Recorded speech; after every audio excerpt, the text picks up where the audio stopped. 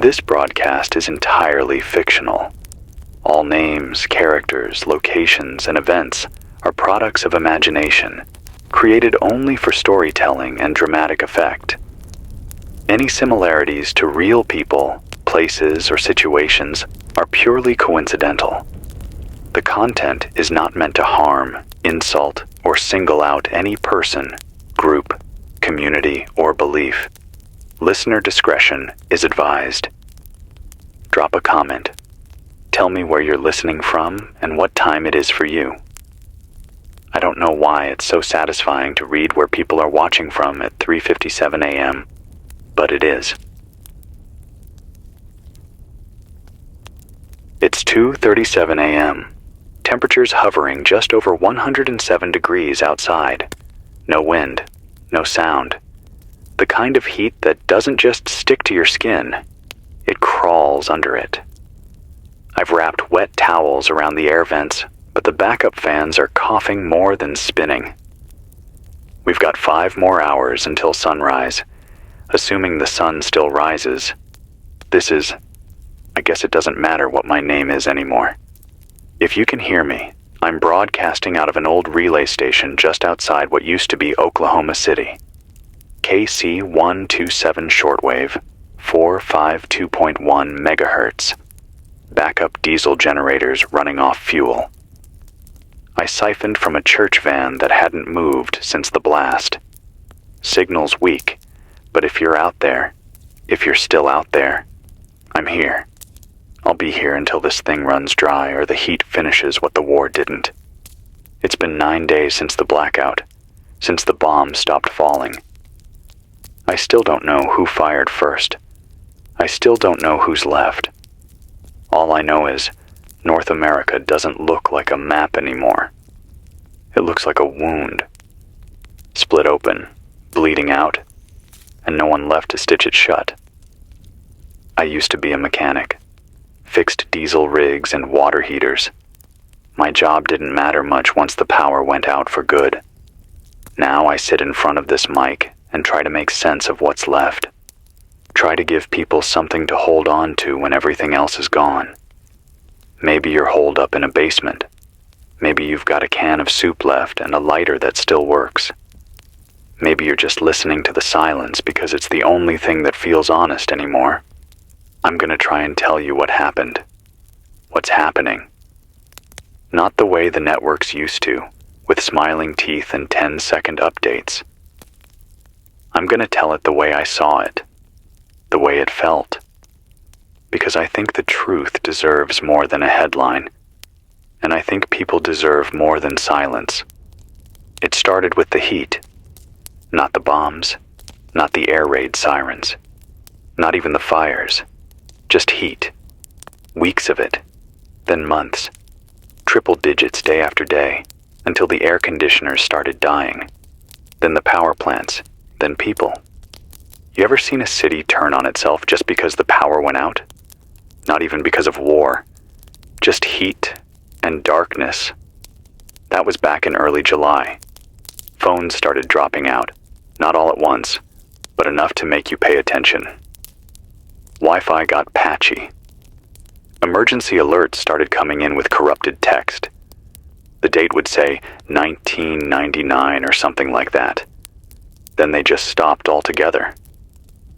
First time I knew something bigger was wrong was when the military base to the east, Tinker, went dark. Usually you could hear their drills echo through the flatland. Helicopters too. That week, nothing. No hum. No flyovers, like they got swallowed up by the sky. Next thing was the sky. Night after night, it started glowing this sick color. Not orange like a sunset, more like a bruise. It hung low for hours, then disappeared. People said it was plasma bursts or EMPs. Others thought it was fallout. I didn't know what to think. Still don't. Then came the blackout. I was on a back road fixing a busted radiator for a neighbor when the first wave hit. Power snapped out like a light switch. Not just here, everywhere. You could feel it. The hum of the grid, the current under your feet. It was gone. Silent. Cars started locking up mid-turn. Radios turned to static. I watched a semi drift sideways into a drainage ditch and just stop moving. That kind of thing doesn't happen from a storm. That's something planned. I ran home. My wife and I had a little house on the edge of town. No bunker, no preps. Just some canned food, an old CB radio, and a 6-gallon drum of water we'd filled during a boil advisory last summer. She'd already pulled the blackout curtains. Our son was crying. He was 2. He didn't understand why the ceiling fan stopped spinning, or why his cartoons vanished. We didn't tell him, just held him. Tried not to let the fear show on our faces. That night, the horizon lit up like lightning, but there were no clouds. Just that sick bruised light again, and a low rumble that rolled for hours. I tried the CB radio, got nothing but static and some Morse code I couldn't translate. Our neighbor came over around midnight, said he saw something hit downtown. Not a bomb exactly, but something that turned the glass skyscrapers into melted sugar.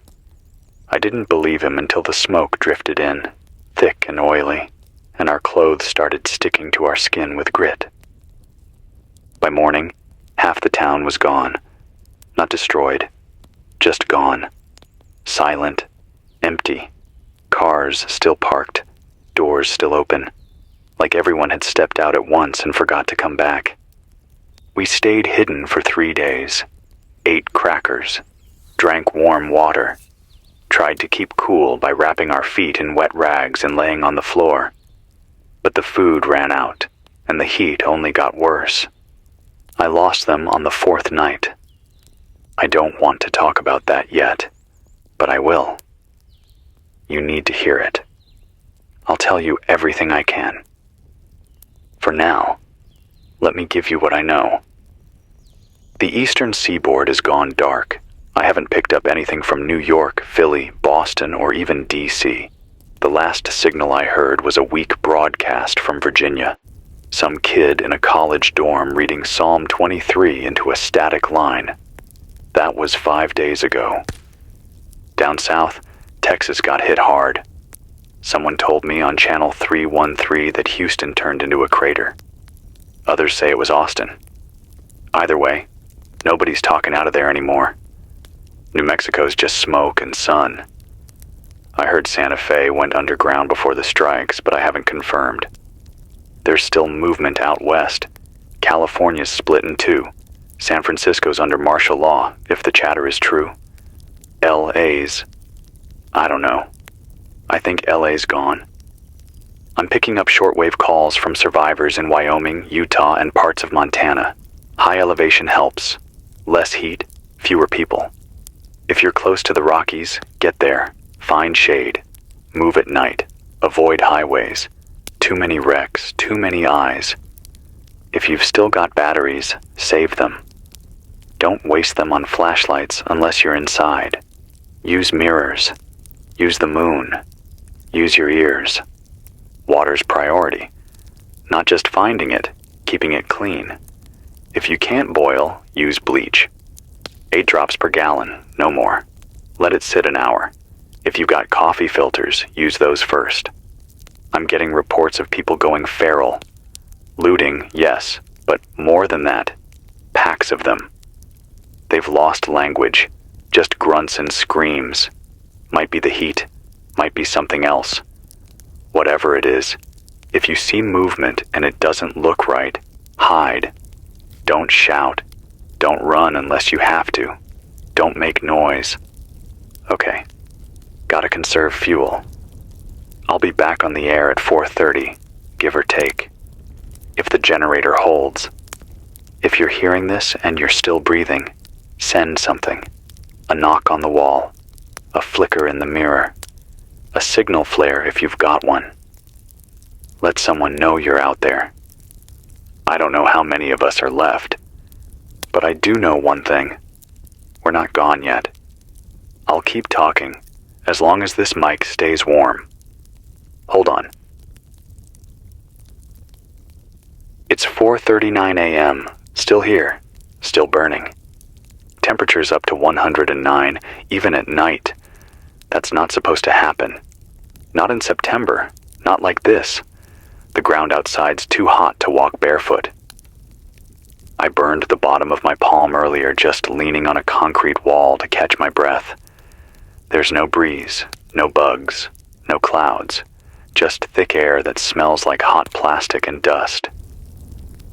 If you're listening, this is KC127, emergency relay on 452.1 megahertz.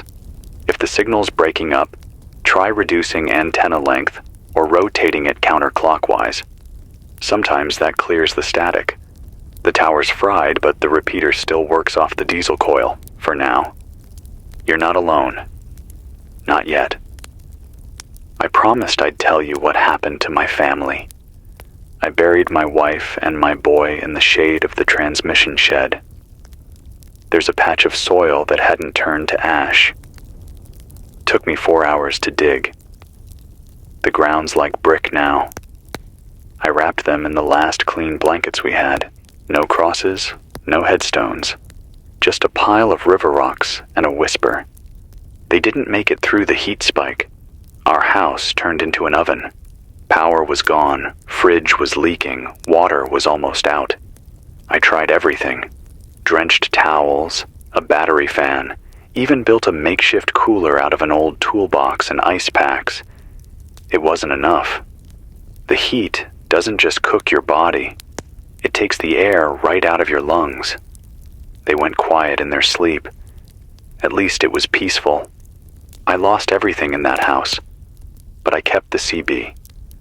I grabbed what was left, some cans, some wires, a hand crank flashlight, and started walking. I didn't even know where I was going, just knew I couldn't stay. 3 days later, I found this relay station, far enough out of the city to avoid the worst of the fires, close enough to catch faint signals when the clouds clear. I wired the CB into the tower's battery array and started talking. I wasn't the first. There was another voice on this frequency before me. Woman named Janine, broadcasting out of somewhere in Colorado. Said she was a weather technician, used to work on fire watch towers. She read wind patterns, barometric pressure, humidity levels. She had a dog with her. Said his name was Booker. I haven't heard her voice in 3 days now. If you're out there, Janine, I'm still listening. The world's too quiet. That's what keeps getting me. Not the heat, not the hunger, not even the fear. It's the quiet. No airplanes, no kids yelling, no engines. Even the birds are gone. Every now and then I'll hear something, metal shifting, glass cracking, distant footsteps. But then, it's just back to this awful stillness, like the world's waiting to exhale. I picked up a weak signal earlier. Morse code. Pattern kept repeating. ... ... ... ... ... ... ... ... ...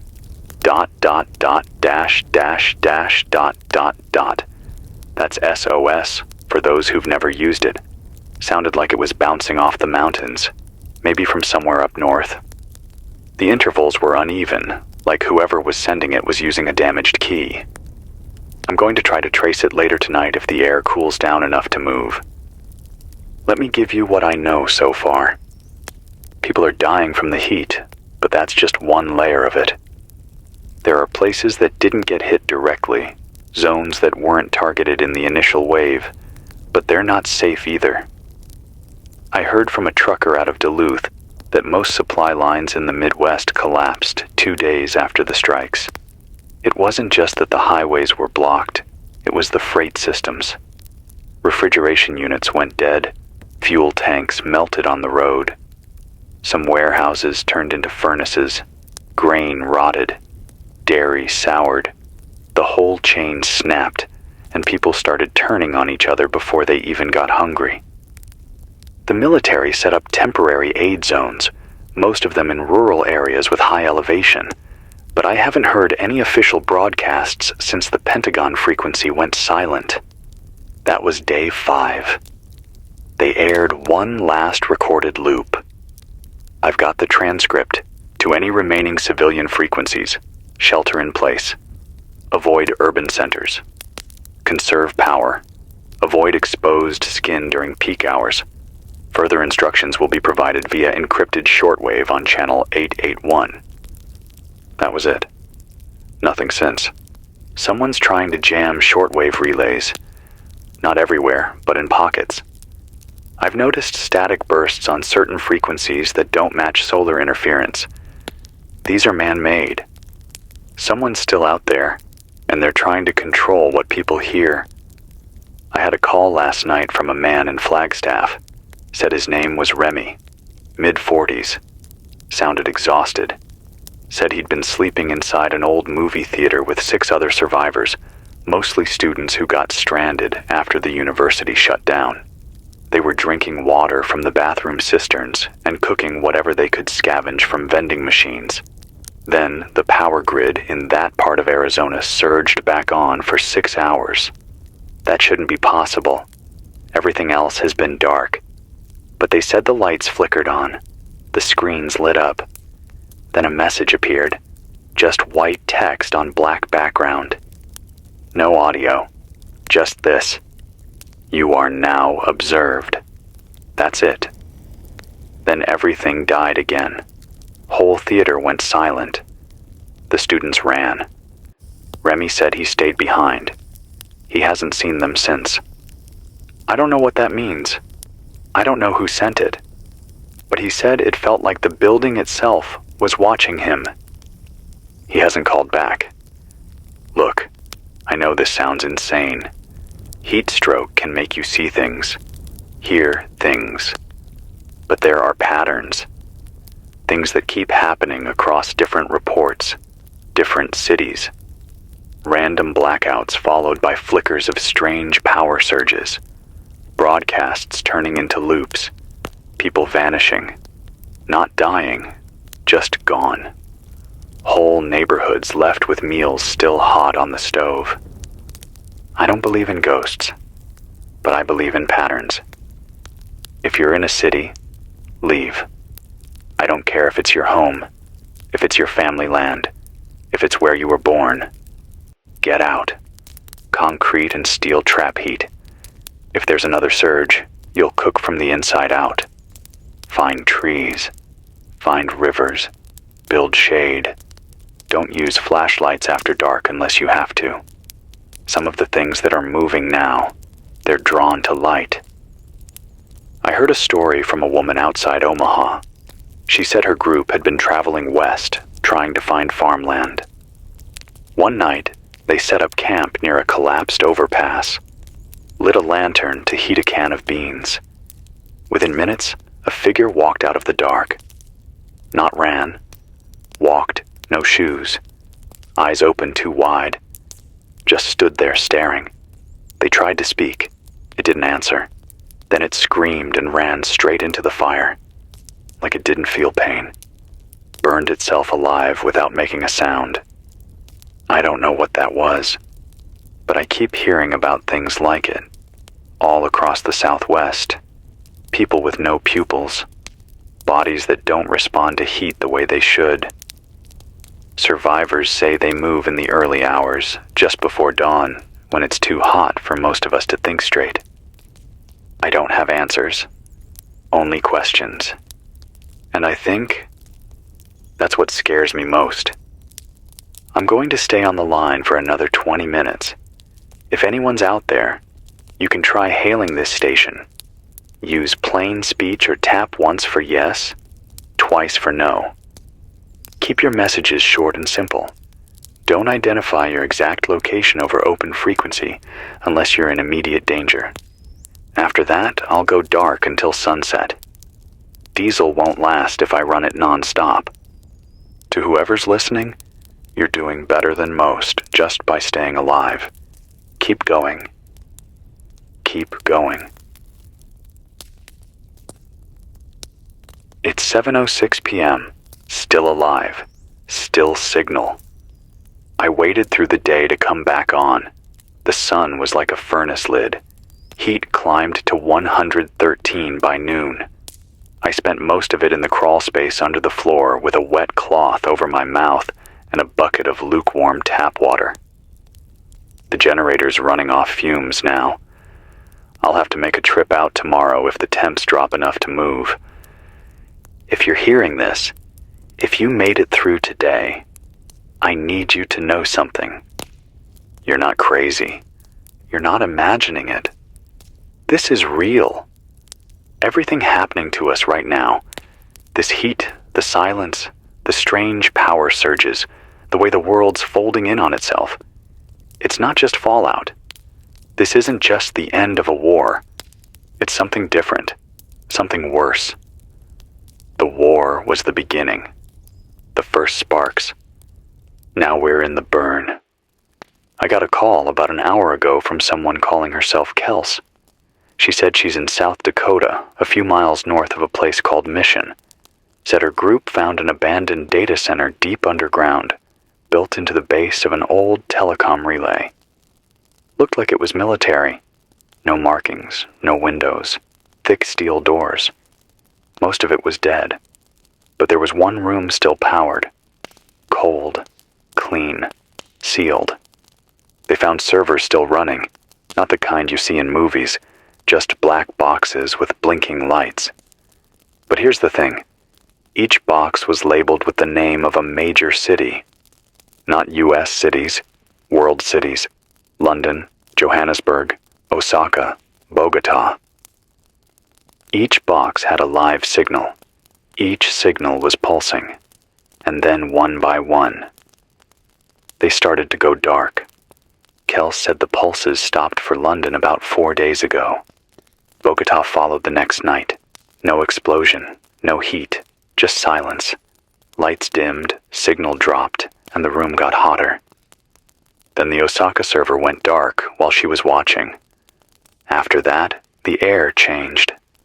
Got thinner. Like the oxygen in the room was being pulled away. She said she doesn't know what it means. But I think I do. We didn't win the war. No one did. Something's shutting us down. Not just country by country, but signal by signal. Like someone's crossing out names on a list. Kels and her group pulled out. Smart. Said they're heading west toward the Badlands.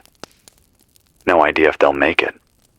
I asked her if she saw any official logos, any flags, anything that could tell her who built the place. She said no, just the word Velos printed on the side of one of the server crates.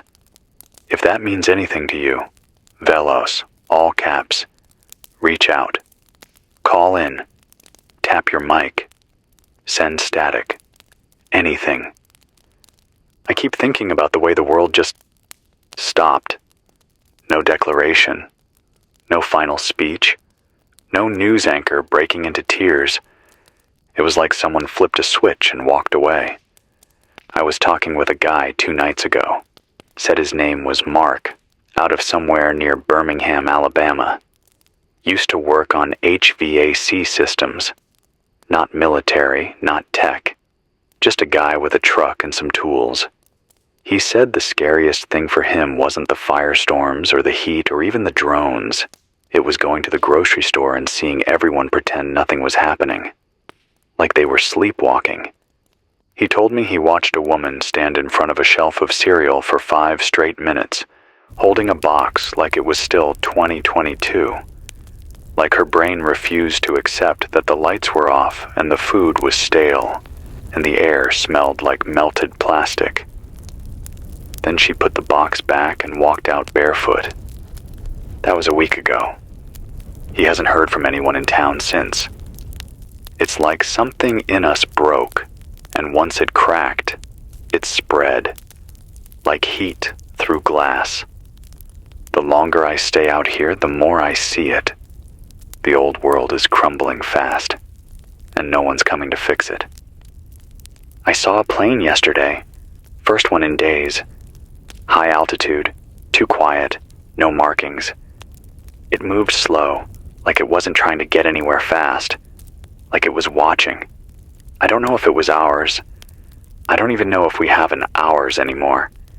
If you see one, don't signal. Don't wave. Just hide. The people still in the sky aren't like us anymore. I've been tracking temperature records since I got the CB working.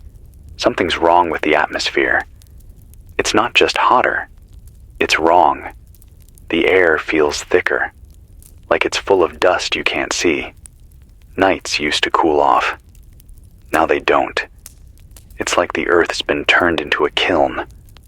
I met a guy over the channel who thinks the upper layers of the atmosphere were torn up during the strikes. That the heat's just pouring in now, unfiltered. He used to be a physics teacher. Now he sleeps in an irrigation ditch under a slab of scrap metal and eats lizards when he can find them. Said the stars don't look right anymore. Said the constellations have drifted. I haven't looked. I don't want to know if that's true. My signal's starting to flutter. Might be the humidity. Might be the generator overheating again. I'll let it rest soon, but before I do, I want to say something to anyone still alive. You don't owe this world anything. You don't have to be brave. You just have to hold on, drink water, eat something. If you can, rest. Talk to yourself if you need to. It helps. Don't let the silence get in your head. That's how it starts. I'll be back on at 11 p.m. Central, give or take, depending on the fuel and how much heat the batteries can handle.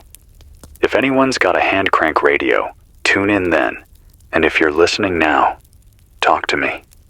Even static means you're still out there. I'll be waiting. It's 11:14 p.m. Still breathing. Still here. The generator coughed for a while, but it held long enough to cool the transistors. I've rerouted power through the low band to save fuel. I don't know how many more nights I can keep broadcasting from this station, but I'll keep going until the diesel turns to vapor. The signal's not clean right now. There's this strange interference, faint pulsing, like a heartbeat just under the static. You might hear it if your receiver's good. It's not natural. Doesn't match any frequency I've mapped. I've been logging it for the past 4 nights. Same rhythm, same sequence. 5 low pulses, then silence, then 5 again. Someone's trying to reach us. I don't think they're local. If you know shortwave, scan between 448 and 455. Narrow the band. If you hear that pulse, log the timestamp. We might be able to triangulate it if enough of us pick it up.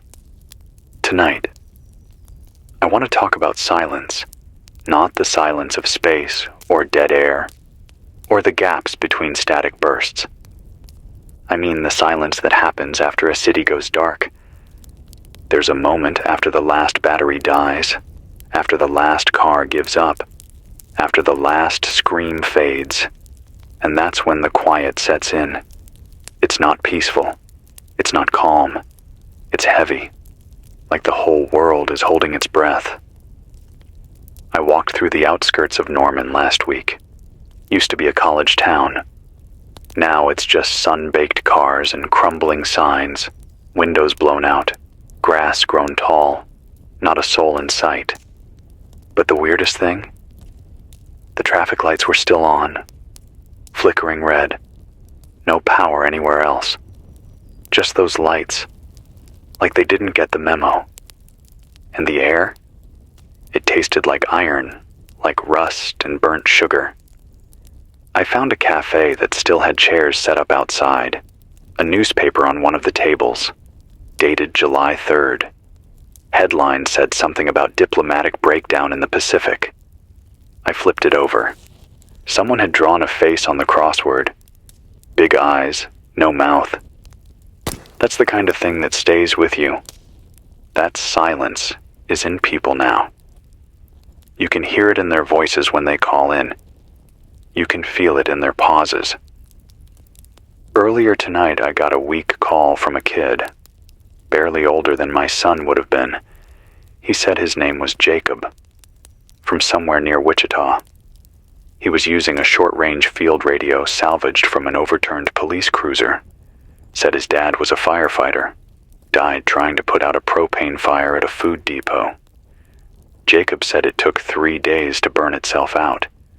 He's been hiding in a walk-in freezer at a strip mall.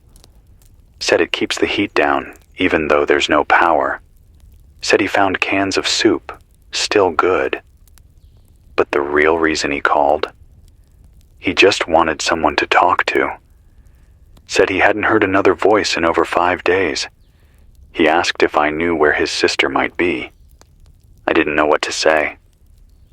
I told him to stay put through the night, to conserve water, to wedge something in the door so it doesn't lock him in, to find anything reflective, tinfoil, broken mirror, whatever he could, because sometimes those weird ones I keep hearing about, they don't like seeing their own faces.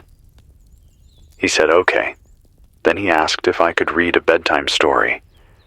I didn't know what to say to that either. So I hummed an old tune. Just a few bars.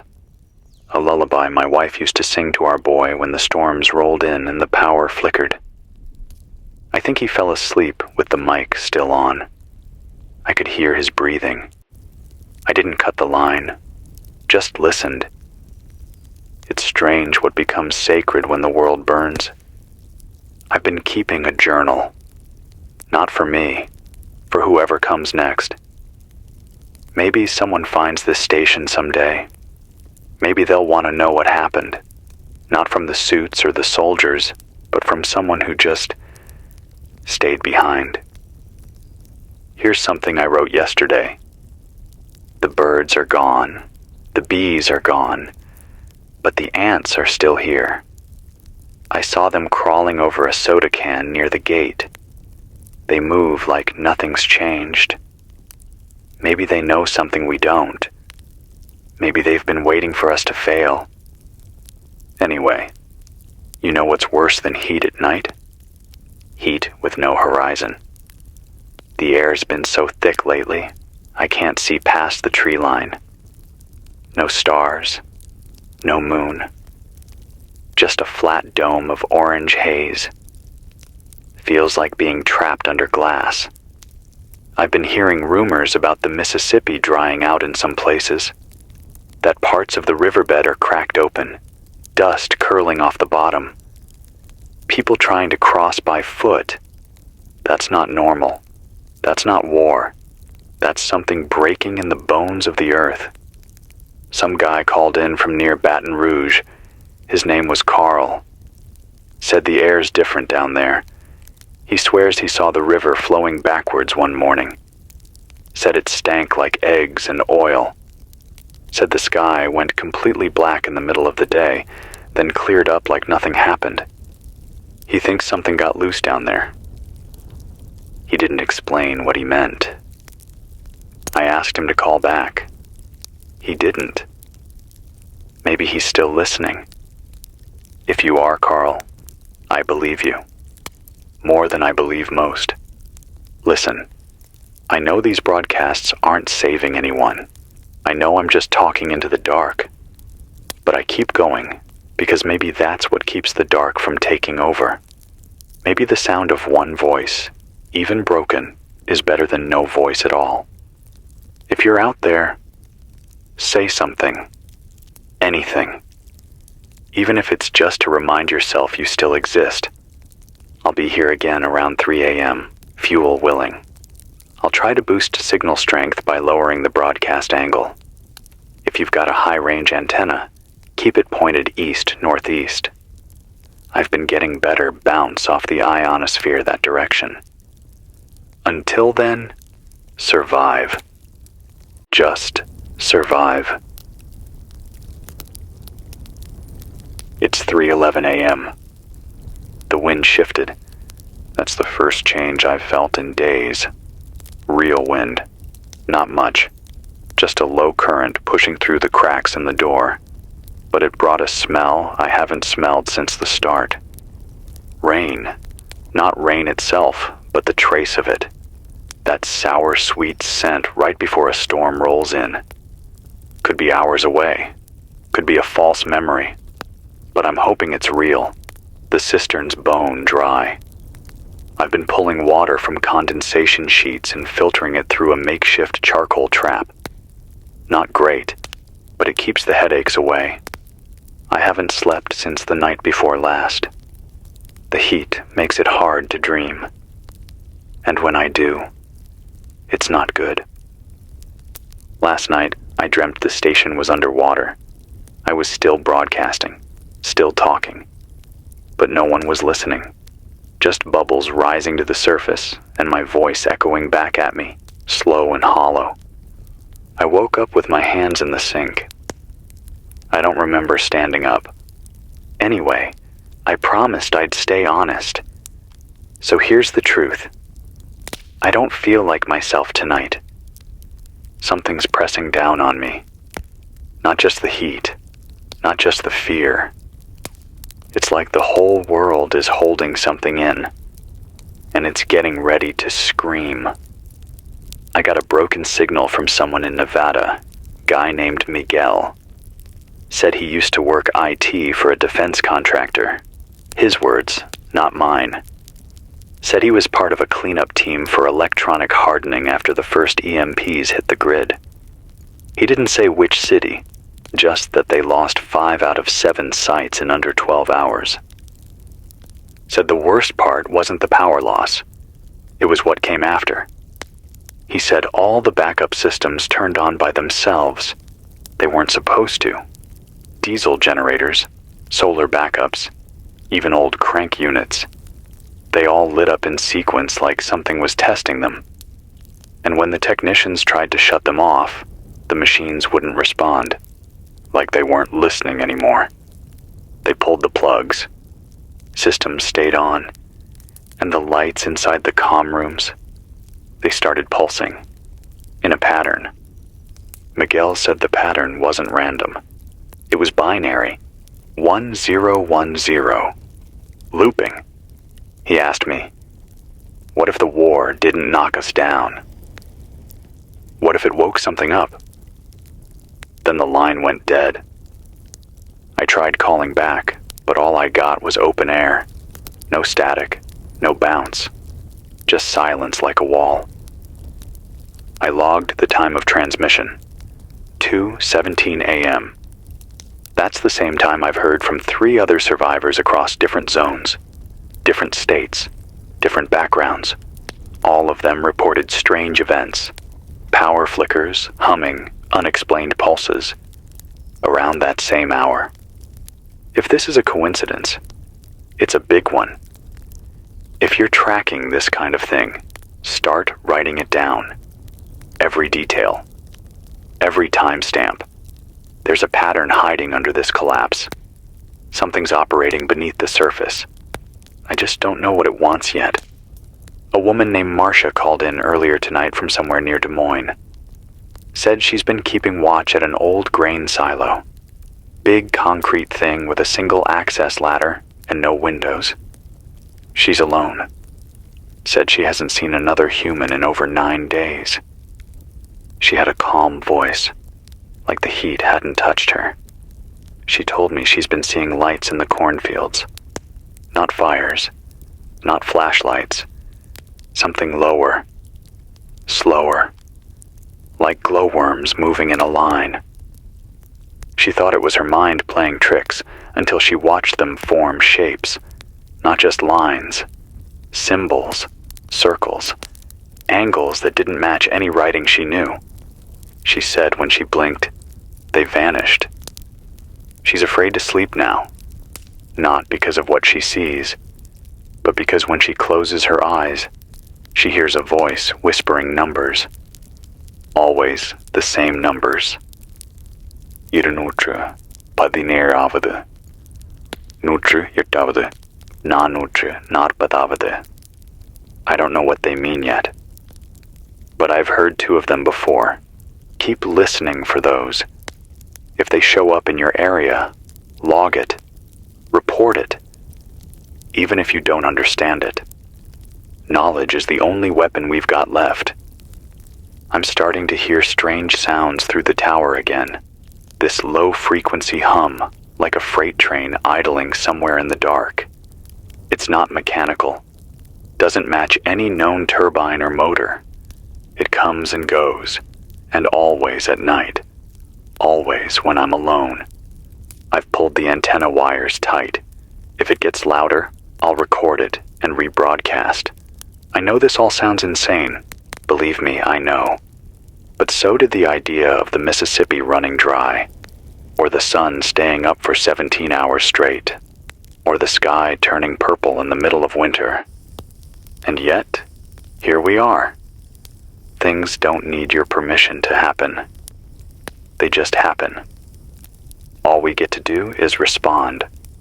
I'll be staying on until 4 a.m., maybe longer if the fuel holds. After that, I need to rest. My head's starting to swim. I keep forgetting what day it is. I think it's Tuesday. Could be Thursday. I found a crumpled calendar under the desk. Still shows July. I circled today's date in pencil. Not because it means anything. Just so I can remember I was still here. If you're awake, check in. Even a few clicks on your transmitter. Just let me know you're still out there. I'll be listening. It's 4:03 a.m. The generator's running hot, but I've got one more hour in the tank. Just enough to keep the fans turning and the signal pulsing eastward. If you're up, if you're scared, if you can't sleep, this is for you. I boiled some water earlier, just half a cup. It came out yellow, not brown, not red, yellow, like rust mixed with sunlight.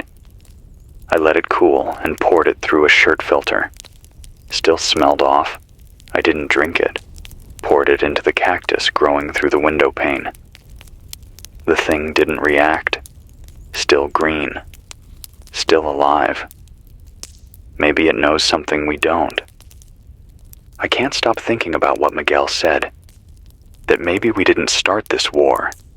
That maybe the war wasn't even the point. You ever stand near an old machine and just feel it breathe? Like it's been asleep so long it forgot how to die? That's what this feels like. Like something deep under the skin of the earth woke up and stretched for the first time in centuries. Maybe we were the spark. Maybe the bombs weren't the end. Just the ignition.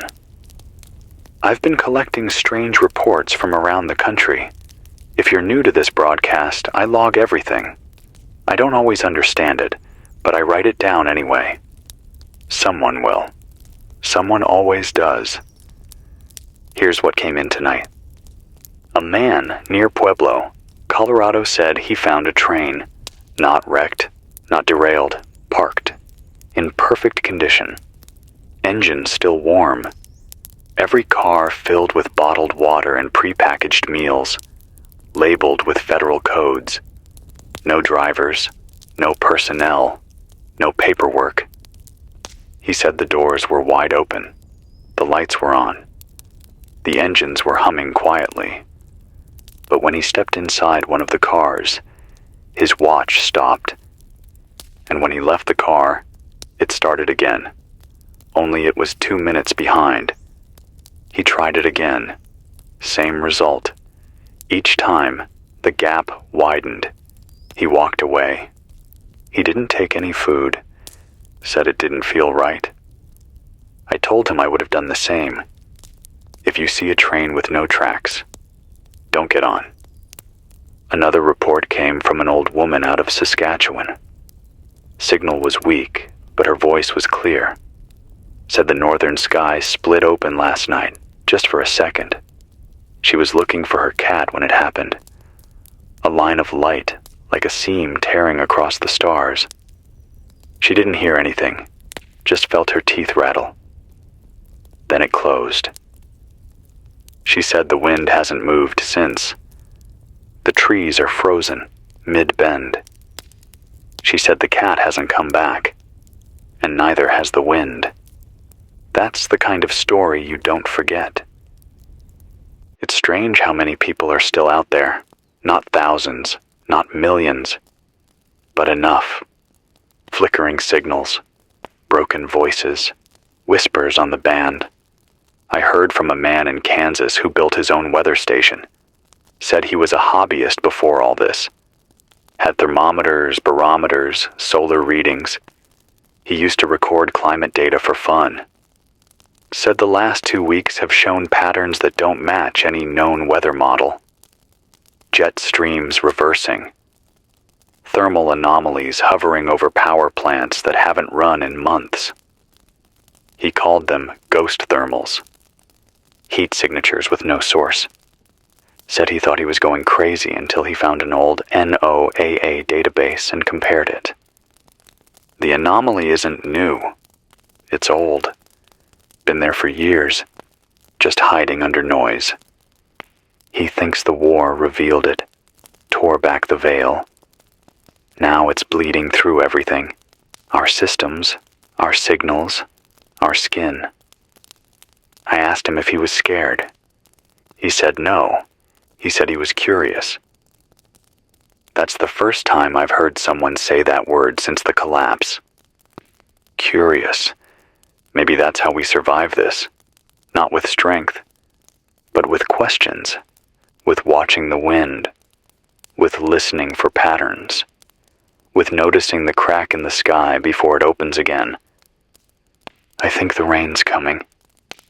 I heard thunder, real thunder, low and distant, but solid.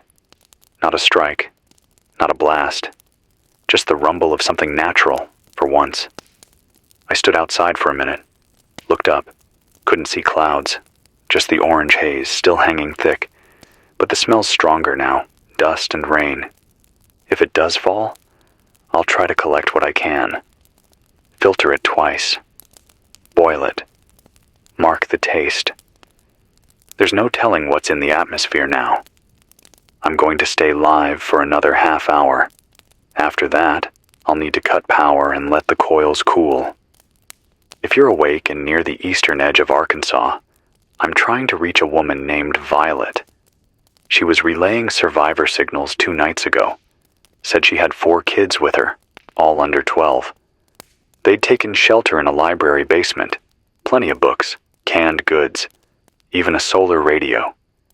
She said the kids weren't scared. Said they played flashlight tag in the halls, laughed when the lights flickered. She said something that stuck with me. Children don't mourn the world the way adults do. They don't carry the shape of what was. They just accept what is.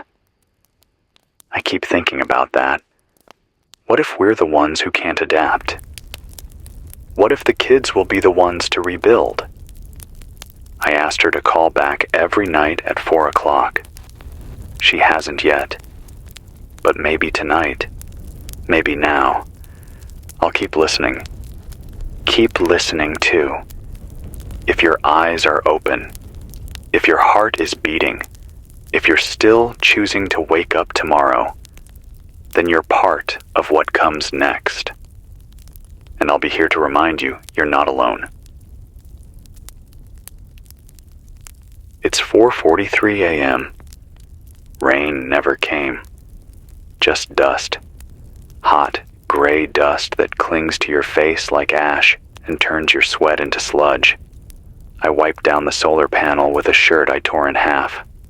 Got enough power to boost the signal another 20 minutes before switching over to reserve. Still no word from Violet. Still no calls from Jacob. I'm trying not to let that eat at me. You start this thing thinking you'll hear their voices again, thinking maybe they're just out of range, or maybe their battery died. But the silence stretches. Then you realize that every voice you lose might be the last time it's ever heard. You carry them anyway, even when the silence gets heavy. I read something once, years ago before the fires. Said that sound waves never truly vanish, that they just get softer and softer until they blur into the background noise of the universe. If that's true, maybe these voices are still out there, floating somewhere, Maybe someone else will hear them. I want to log another report that just came in. Weak signal, probably from northern Idaho. A man named Eric said he used to be a trucker, long-haul routes, Seattle to Atlanta, back before the interstate collapsed. Said he's been moving from shelter to shelter with his wife, trying to find somewhere that still feels like a place, not a ruin. Last week, they found a tunnel entrance west of Butte. Reinforced steel doors, air vents built into the mountain. Said it looked abandoned, but clean, like someone left it ready. They went inside. He said the lights were on. That's not supposed to happen. Not out there. Not now. White LEDs strung across the ceiling. Bright, sterile, no flicker, and the tunnel went deeper than it should have. Far deeper than the surface slope allowed. He said they went down 5 flights. Each level had rooms, offices, bunk areas, hydroponics, shelves stocked with sealed crates labeled with codes he didn't recognize. And then they found the message, painted in red across a steel wall above the last stairwell: "Do not descend below 6. They stopped at 5. He said they heard something below. Not voices, not machinery. Breathing. Slow, steady, rhythmic, like a lung the size of the building. They turned around. Didn't sleep for 2 days after that. Haven't gone back. I asked if he'd go again. He said, not unless he was dying. Said, whatever was down there wasn't waiting for rescue. It was waiting for quiet. That phrase stuck with me. Waiting for quiet. Maybe that's what this whole collapse was about. Maybe it wasn't about power, or territory, or retaliation. Maybe it was about creating silence. Enough of it for something else to move. There's a kid I've been hearing from the past couple nights. Calls himself B. Doesn't say much. Just checks in. Morse taps mostly. Short phrases. Usually safe, or walking, or so hot. Tonight, he tapped something new. Saw mirror creature. Hid. I tapped back for clarification. He didn't respond. He's somewhere near Tucson, I think. Maybe further south. I don't know how old he is. Sounds young. Barely shaves, probably. Might still be in high school. I can't stop thinking about what he meant. Mirror creature. I've been hearing that phrase in other broadcasts. Not often, but it shows up. Once in Chicago, once near El Paso, now again in Arizona. The stories all sound similar. Something tall, something pale, something that doesn't show up on thermal imaging, and something that moves like a person until you see its reflection. And then it's wrong, glitchy, off-tempo, like a delay in reality. I don't have proof of anything. I'm just keeping the ledger. If you see anything like that, don't engage. Don't shine a light. And whatever you do, don't look into mirrors at night. Block them. Cover them. I smashed mine 3 days ago. Not out of fear. Just too much staring back. I heard static earlier from the northeast band. Real heavy. Like something big moving through the air. Might have been solar interference. Might have been one of those high-altitude drones I keep hearing about. People are saying they're bigger now, not like the ones from a few years ago. These ones don't blink red. They hum low, and they carry no ID, no sound on approach, just shadows moving overhead.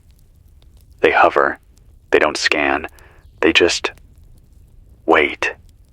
That's another word that keeps coming back in these stories. Waiting. Like we're being timed. Like whatever's happening isn't finished. I've got to conserve what's left of the coil charge. It's down to 12% and dropping fast. I'll shut the transmitter down at 5 a.m.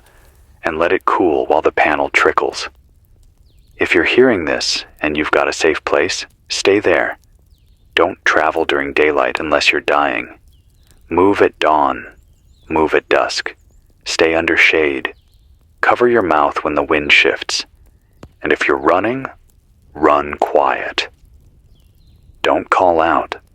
Don't ask for help unless you're absolutely sure. Because not everything that looks like a person is still a person. And not every voice you hear is human anymore. I'll be back tomorrow night, or whenever the signal's clean. You're not alone. Even now, with the world cracking open, and the air burning, and the shadows moving wrong, you're still not alone. It's 6:18 p.m. Still August, I think. Or maybe early September. Hard to say anymore. It's 111 degrees outside, and that's in the shade. I checked the ground temp with a soldering tool I modified. 140 on bare asphalt. The sky's brown. Not gray, not blue. Just that sick yellow brown that looks like it's been cooked for too long. I spent the last few hours collecting what little condensation I could off the metal siding of the station. Got maybe a quarter cup. I'm rationing it with a saltine and 2 multivitamins I found behind a vending machine. Don't know how old they are. Don't care. It's something. Signal's stable right now. No new interference on 452.1. I've got auxiliary repeaters catching a bit of bounce off southern Kansas and northern Louisiana. If you're between Little Rock and Shreveport, you might be hearing me a little clearer tonight. If you are, listen close. There's no rescue convoy. There's no FEMA bus. There's no Red Cross tent waiting at the city limits. Whatever was supposed to come isn't coming. That doesn't mean you stop. It doesn't mean you give up. But it means you stop looking toward the horizon for help that isn't on the way. You start looking around you, under you, inside you, the people you're with. That's the plan now. I got a transmission last night from someone near Amarillo. Woman named Reese, ex-paramedic, said she's got a group holed up in a shuttered airport hangar. No power, but the space is clean, insulated, and the wind still rolls through from the west. They've set up camp using the old baggage belts and baggage carts to move supplies. Smart. They've got water from busted fire suppression lines, traded batteries for iodine tabs with a traveler passing through. Reese says she's been watching how people change. She told me something I can't stop replaying. She said, people get quiet first. That's the first stage. Not panic, not rage, just silence. They stop asking questions. They stop looking at each other. They move slower, like they're giving up, one organ at a time. She said she tries to keep the kids busy, makes them draw pictures every morning. One girl drew a tree with black leaves and a moon above it, but no stars. Another boy drew a dog with no mouth and human eyes. They pinned the drawings to the cargo netting like it's wallpaper. Little comforts. She asked if there's anywhere she can send a signal where it'll be heard. I told her this station, this frequency, this time. Told her the reach is weak, but the ears are strong. If you're near Amarillo and you've heard chatter about a safe zone in the northern plains, Reese is it. No signposts, no flares. Just a long metal hangar past the edge of the runways. Listen for wind chimes made from belt buckles. That's their marker. We're building a network now, piece by piece. It's not official. No one's in charge. But it's happening. A whisper here, a story there, a frequency shared in code. A girl from near Boise, call sign Lark, transmitted a warning last night on 404.7. Said the satellite dishes atop the University Research Center started moving again. No one's touched them in months. There's no power grid, no comms crew. And yet, every night, just after sunset, the dishes shift a few degrees east. Always east. She climbed to the roof once to see what was drawing them. Said she looked through a telescope that hadn't been touched since the war. She said the sky is wrong. The stars are wrong. She couldn't explain it, just kept repeating, "They're closer now." I asked if she meant satellites, if maybe she was tracking high-orbit debris. She said no. She said these moved like they were breathing, expanding, contracting, like a lung above the earth. I asked her if she was alone. She didn't answer. Just signed off with the word, "They listen." There's a pattern forming. It's not linear. It's not military. But it's spreading. Heat, silence, strange power anomalies, mirrored figures, static interference that returns at exactly 2:17 a.m. And now the sky shifting, one report at a time. Something's rewriting the world around us, and it's not asking for permission. Another message came in from outside Chicago. A man, older voice, said he was staying in a church basement with a small group. Mostly elderly, mostly forgotten. They've got candles, communion wine, a few bags of rice. He's the only one strong enough to climb to the roof and adjust the antenna. He said the crucifix above the altar has started to warp. Not melt. Warp. Like the heat's bending it slowly, but it's not hot to the touch. He says the wood groans at night. Not creaks. Groans. Like it's tired. Like it's trying to hold something back. He says he prays anyway. He asked me if I believe in anything. I said, I believe in people I've never met, voices I can't see, and maps I'll never walk. I think that was enough for him. I don't know what's left to believe in, but I know what I can trust. The sound of a voice on the other end of a dead world. I'll stay live another 30 minutes. After that, I need to rest. Haven't eaten since yesterday, and my hands are starting to shake. I used to think hunger was a sharp pain, but it's not. It's a slow blur, like forgetting how to be solid. If you're out there, check in. If you're hearing this from an old radio that just started working again, that's not a coincidence. That's someone trying to reach you. Answer if you can. Even one word, even just static. I'll keep talking. It's 7:12 p.m. It's quiet. Not the usual kind of quiet. Not like last week, when the winds died and the roads stood still. This is something else.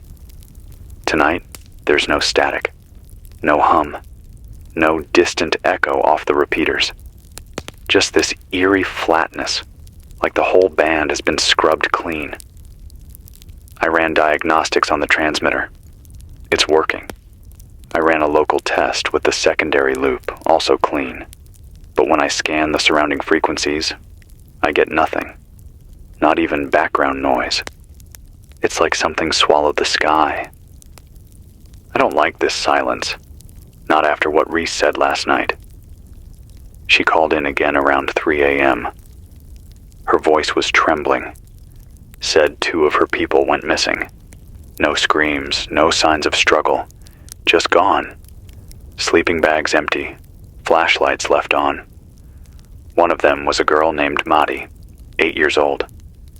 Drew chalk hearts on the floor of the hangar every morning.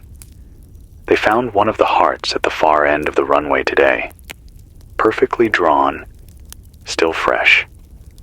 No footsteps near it, and no chalk nearby. She said it looked like it had been drawn from memory by someone who didn't know what a heart was. They're packing up to move now, heading toward old rail tunnels in the west. Said she doesn't trust open ground anymore. Said something's watching them. I don't blame her. Earlier today, while I was clearing debris from the rooftop vent, I saw something down the road, barely visible. Long shadow stretched across the asphalt like a wire. Too long for any person, too smooth for any tree. It didn't move. But when I turned away and looked again, it was gone. And the sweat on my back turned ice cold. The sun was still out. It shouldn't have felt cold. I haven't seen wildlife in 3 weeks. No birds, no squirrels, not even ants in the wiring. Only the flies are left. Big ones. Slow. They move like they're drunk. Buzz in tight spirals near the vents. I think they're feeding off something in the dust. Something we can't smell yet. People say insects survive everything, but these ones look wrong. Bloated, glossy, and their wings don't reflect light. They absorb it. Another call came through at 4 p.m. Strong signal, southern origin. Man said he was calling from the remains of a biomedical facility near Jackson, Mississippi. Said he used to be a lab tech. Nothing fancy. Just did prep work, managed samples. Said the lab went into lockdown 3 days before the first strikes. Said no one told them why. They were told to run tests. Just tests. But then the systems started going down. Lights flickering, samples spoiling. Strange errors in the diagnostic equipment. He said he watched a blood sample mutate in real time under a microscope. Watched the red cells change shape. Watched them unfold, like tiny knots opening. He said he left when the sealed doors opened on their own. He hasn't looked back. He's the only one who made it out. I asked if he remembered the name of the project. He hesitated, then said, Project Calyx. C-A-L-Y-X. That word again. Same word that showed up in one of the relay messages from northern Quebec. Same word scrawled into a wall in St. Paul, Minnesota, according to a guy I spoke to 3 nights ago. Calyx. If you're hearing that word too, let me know. It's not a coincidence. There's something underground. Something that was growing before the surface burned. Something that used the collapse to step forward. I don't think it's human anymore. I don't know if it ever was. I haven't eaten in almost 2 days. Still rationing saltines and water tabs. My stomach's hollow, but I'm not hungry. That's the part that worries me. Body starts shutting off hunger when it's prepping for collapse.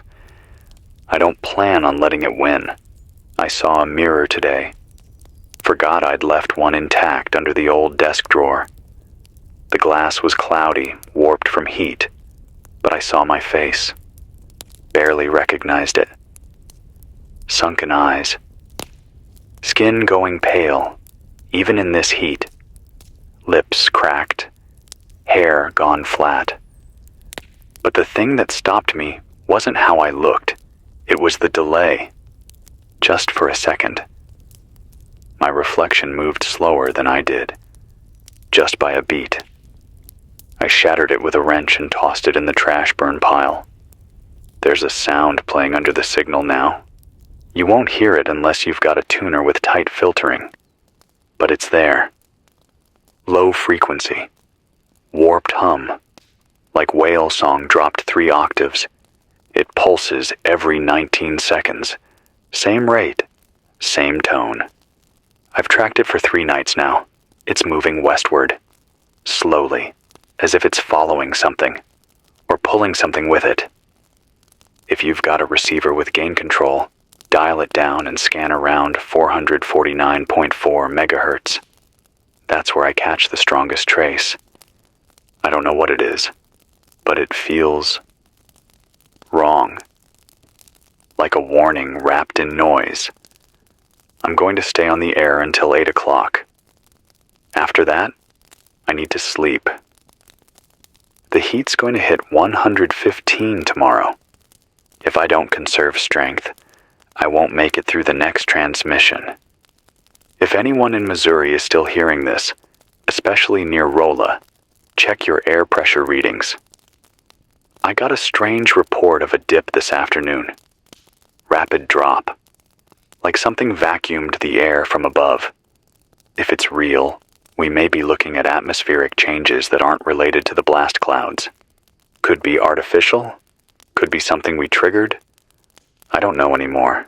I just know it's spreading. You're not crazy. You're not alone. You're still here. And so am I. I'll be back when the sun drops. Stay out of sight. Stay quiet. It's 9:04 p.m. The heat hasn't broken. No wind, no clouds, no stars. It's like the sky's been painted shut. The thermometer out front stopped at 116 before the mercury boiled over. The gauge snapped and left a line of dried silver down the glass. I took it down after that. There's no reason to keep counting what's already killing us. But I'm still here. I rerouted the power flow through the secondary coil and cut lighting to the north bay. That gave me enough juice to keep the transmitter warm through sundown. If you're somewhere east of here, the signal should be bouncing clean tonight. If you're hearing this, you're on the edge of something real, something terrifying, something important. Don't look away. Tonight, I want to share something I've been piecing together. It's about the maps, or more specifically, what's missing from them. I've been collecting coordinates from every survivor call, every static bounce, every whispered report across the bands. I've plotted them, every place people say something's off, places where time skips, power surges, reflections misbehave, or the air goes thin. Every place with missing people. Strange lights, silent towns.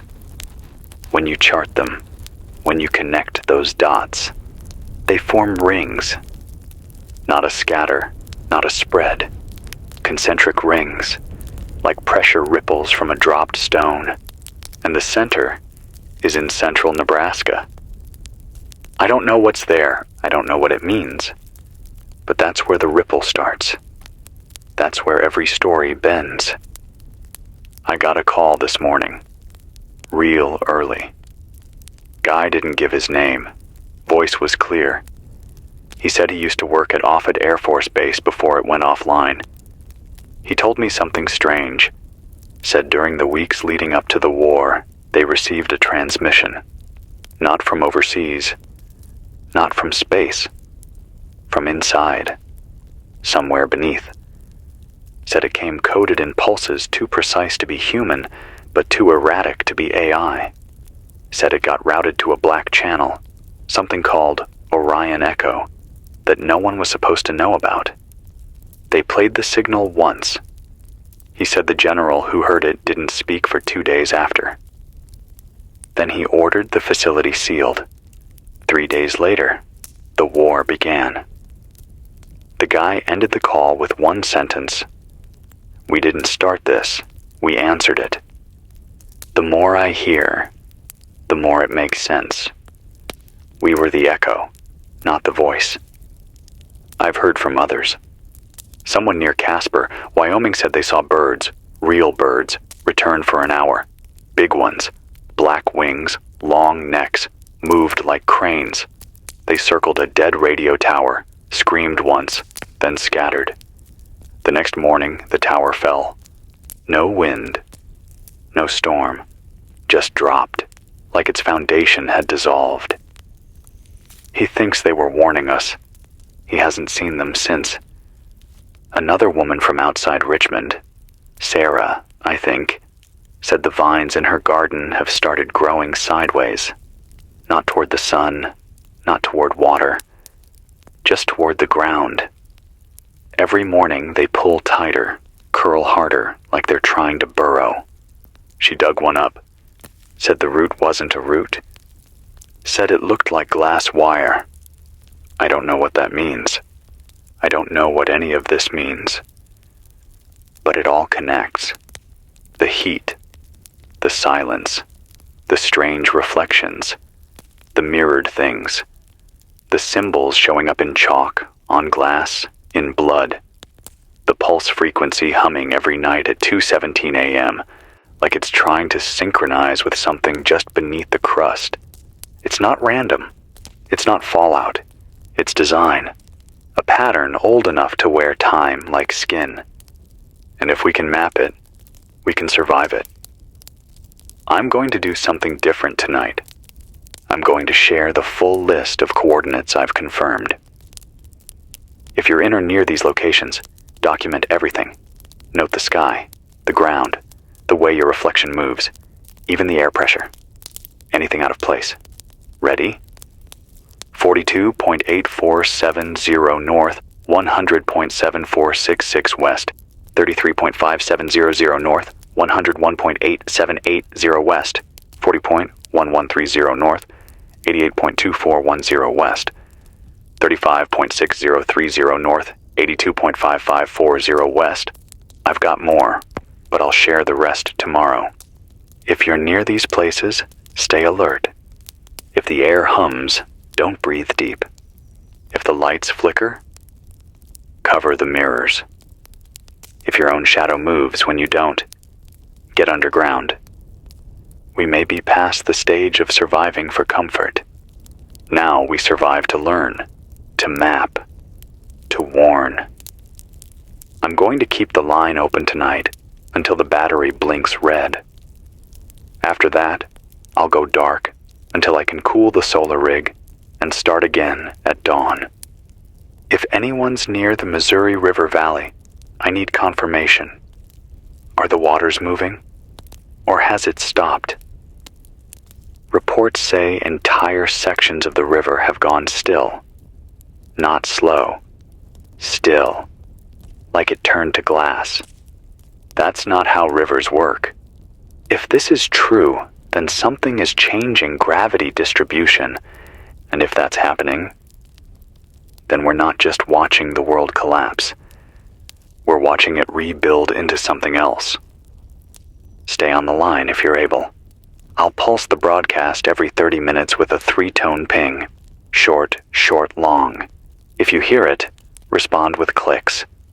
If you can speak, give only first names and region. No exact location. No numbers you don't recognize. Stay human. Stay listening. Stay real. It's 3:33 a.m. The battery's running low but still breathing. Air's cooled to just under 100, which almost feels like mercy.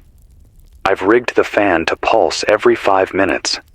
Anything longer and the wires start to melt. There's a new crack forming above the west wall.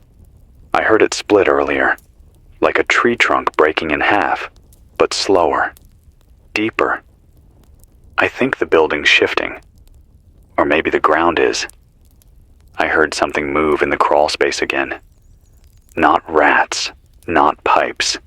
Too slow, too steady. I didn't check. If it doesn't speak, I don't answer anymore. Earlier tonight I got a transmission from the Upper Panhandle, somewhere near Boise City, Oklahoma. Guy called himself Derek. Just Derek. Said he was part of a small convoy trying to reach the Sangre de Cristo Mountains. 6 people, 2 trucks, military rations, lots of water, 1 hand-cranked repeater. He sounded tired but clear. They passed through a ghost town just after sunset. No name, no signs. Just a row of buildings half buried in dust.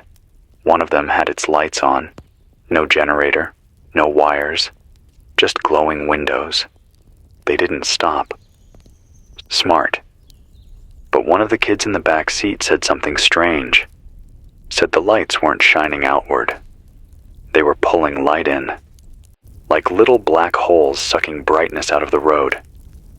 I asked Derek if they marked the town on GPS. He laughed. Said GPS hasn't worked in weeks. Said the satellites blinked off one by one, and all that's left now is sky. He's not wrong. The stars are still wrong, haven't gone back to normal. The night sky looks like it's still settling after being shaken. I counted 3 constellations last night that were rotated 40 degrees west. If you've got a telescope, double-check your star maps. And if the stars look back, don't linger. You ever stare into something so long you forget what your own eyes look like? I think that's what's happening to us. We've stared into this heat, this silence, this collapse, and it's starting to stare back. Got another call from someone I hadn't heard in a long time. Janine, she's alive, said she lost Booker, the dog, during a sand surge in the high desert. Said she climbed into a ranger lookout for shelter and stayed there 3 days. Said the radios were dead, but the weather vane spun backward for 17 hours. She kept her voice low, real low. I could barely hear her. Said something's following her. Said she doesn't know what it looks like, but she can hear it copying her footsteps. Always one beat behind. She said she's going to keep moving until she finds snow. Real snow. I asked if she knew what day it was. She paused for a long time, then said, "I think it's the last one." I told her to keep talking to me, to call every night. She said she would. I don't think she will. The transmissions have been shorter lately, thinner, like the atmosphere itself is forgetting how to carry sound. Voices used to bounce between towers. Now they just dissolve, like fog in fire. Still, I record everything. Everything that makes it through. Earlier tonight, I got one of the cleanest signals I've had in weeks. Came from what sounded like an old NOAA buoy relay. Shortwave burst. Only lasted 7 seconds. But here's what it said, word for word. Signal confirmed. Cycle is reactivating. Hold nodes at position 7. Do not initiate pulse. Repeat. Do not initiate pulse. I played it back 8 times. Same message. Same calm, robotic voice. Then silence. I don't know who it was meant for. I don't know what nodes they're holding or what pulse they're avoiding. But someone out there is still giving orders. To something. I'll keep repeating this. Whatever caused the war, whatever tipped us over, wasn't human alone. This wasn't just nuclear escalation. It wasn't hunger or power or mistake. It was a system waking up. And it's still booting. The heat, the magnetic shifts, the memory gaps, the mirroring figures. These aren't side effects. They're functions. Something is shaping us into something else, and we've barely noticed. If you're hearing me, and you've got a way to log things, do it. Document changes in time perception, in gravity, in your memory. If you find yourself forgetting names, forgetting directions, waking up with bruises you didn't earn, that matters. That's part of it. I spoke with someone briefly from a research station in Alberta, said they had evidence that the Earth's magnetic field was no longer symmetrical, that it was being pulled, like fabric, toward a single location beneath the crust. He called it the sink point. He said it's moving south. He said if it continues, the entire inner mantle will deform. He said the world won't crack, it'll fold. Then he signed off. That was 2 nights ago. He hasn't come back. I've got to power down soon. The fans are struggling again. Heat's getting inside the coil box. If I don't shut down now, the tower burns. But before I go, I want to say this. We are more than what we remember. We are more than our names, our jobs, our pasts.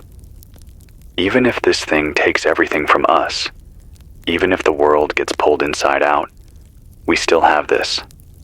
This voice, this connection. You're still out there, and I'm still here. Until the batteries fail, until the walls fall, until the pulse stops. I'll be back tomorrow. Same time, same signal. Hold on. It's 8:42 p.m. The sky turned green tonight. Not the whole sky, just a narrow band above the tree line right before the sun dropped. I've never seen that color in nature before. Not seafoam, not moss. This was cold, industrial, like the light from an old CRT monitor left running in a sealed room. And then it blinked out. Just gone. No sound, no warning. That's what's been happening more and more lately. Things appear, then vanish, like someone forgot to finish drawing them. I checked the battery system this morning. One cell's fully degraded. Another's leaking. I'll reroute again tomorrow. For now, we've got enough for another hour of transmission. The signal should be bouncing northeast tonight.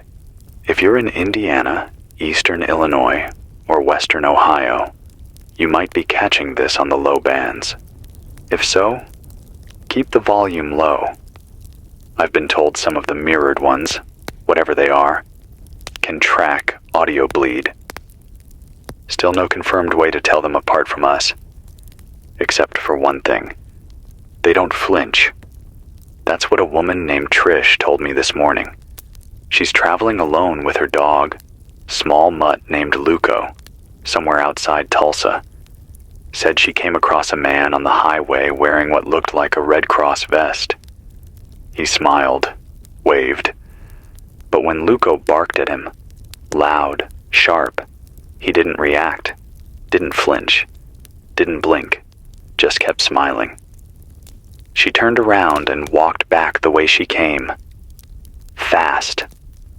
Luco growled the whole time. That was 2 nights ago. She's still moving. She hasn't seen him since, but she keeps hearing footsteps behind her tent at night. Always slow, always stopping when she moves. I asked if she had mirrors. She said no. She hasn't looked in one since Denver fell. Neither have I. I want to share something a kid sent me over encoded burst. No voice, just text. Name's Owen. 17, maybe 18. Found a functioning HAM rig in a school basement near Sacramento. He's been logging temperature spikes, listening to loops, drawing what he sees in the sky. Here's what he wrote. They're building something underground. I can hear it at night. A low groan, like concrete bending. The power grid flickered at 2:17 again, same as always. But this time, it came with a sound, like a breath being held in the soil. Then a click, like a door unlocking. That last line gave me chills. A door unlocking. That's what all of this feels like. Not a war, not a collapse, an opening. I used to think the silence was a side effect of the heat, that the world went quiet because people died or ran or lost hope. But now I think the silence is part of it, a condition, a requirement. I got another shortwave ping from the Utah Resistance Cluster. Yes, they're still active, still moving, still surviving. They've built something underground near the salt flats. No GPS, no surface markings. Just a pressure hatch with a mirrored dome they polish by hand. Their leader, a woman named Dr. Layla Osman, sent me a fragment from a hard drive recovered at a dead Air Force relay near Nellis. It scrambled, corrupted, but one phrase was intact. Primary adaptation phase incomplete. Civilian structures interfering with harmonics. Initiate wave delay until 17% reduction in global acoustic density. 17% reduction in acoustic density. That means voices, engines, radios, cities. We weren't wiped out randomly. We were, quieted. To prepare something. I don't know what. I just know it's not done yet. Earlier today, I climbed the roof again, watched the horizon through a broken scope, saw a glint of light moving too fast for any known drone. No sound, just a ripple in the haze. It curved in ways that broke physics. Not a straight line, not even an arc. More like an intention. Like it chose a path that wasn't visible to us. I'm not describing this right. Some things are too strange to translate. But I wrote it down. I always do. You have to keep records now. Even if you don't understand what you're seeing. Even if you're scared. Especially then. Because if this thing is rewriting the laws of our world, we need to remember how they used to work. We need to remember what normal was. If nothing else, so we can recognize what comes next. I'll stay on the air until the coil heat maxes out. Then I'll go dark, rest. Maybe scavenge some wiring if I can reach the collapsed tower on 29th and Hazen. There's copper there, and maybe more. If anyone's listening from that side of the city, let me know if the roads are clear. And if you see figures standing in place, don't approach. Especially if they're smiling. Especially if they don't blink. Use short bursts to reply.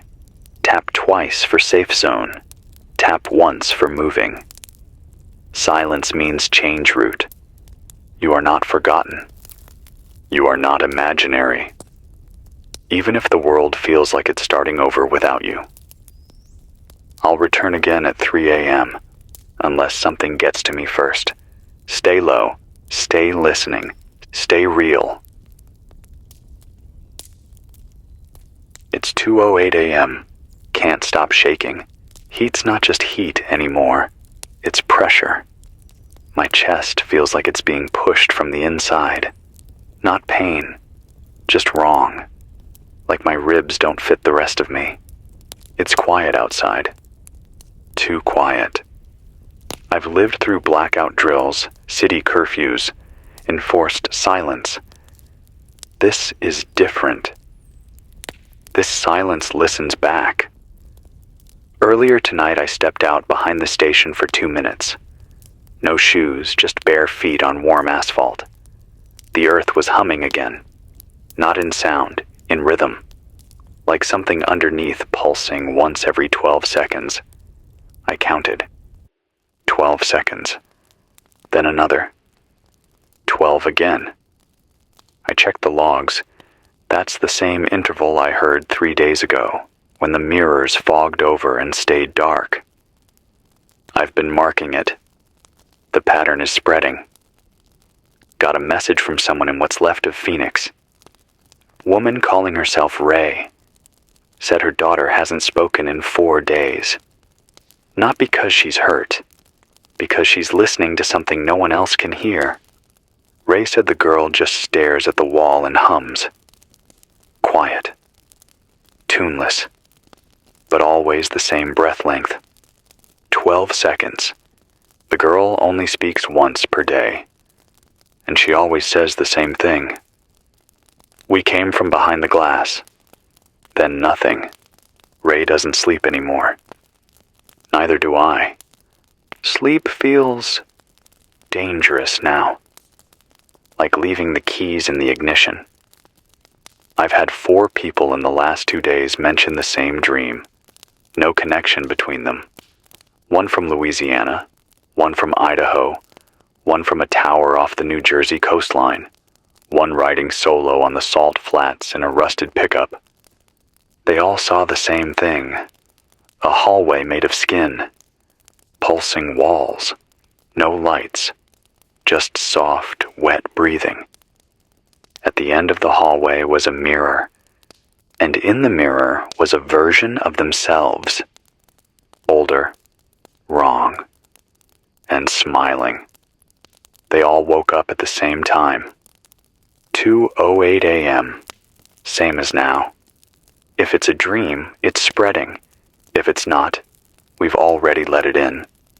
I checked the broadcast delay again. Signals drifting about a second per hour. That shouldn't happen unless the tower's being pulled. I walked the perimeter. No tilt, no slouch. It's the signal itself. Time is bending it. Something's curving the distance between voices. Got a new recording tonight from a guy named Arturo, still alive in southern Arkansas. Runs a converted farm rig on bike power. Talks in short bursts. This is what he said. Saw a girl in the field, skin pale like paper. Walked wrong, like her joints didn't belong to her. Thought it was my niece. Same dress, same face. But she turned around and her eyes were mouths. Not teeth, just mouths. Whispering my name over and over. He hasn't gone outside since. He sleeps with headphones on now. Plays static loops so the whispering doesn't get in. Said he caught a glimpse of her through the barn window last night. Just standing, waiting. If you see someone you love standing in a place they shouldn't be, don't wave. Don't speak. Don't trust the memory of their face.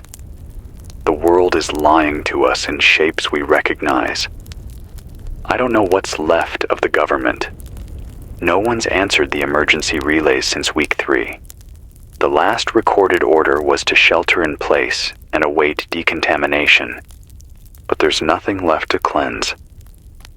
The air tastes like plastic and dust. The water turns silver after boiling.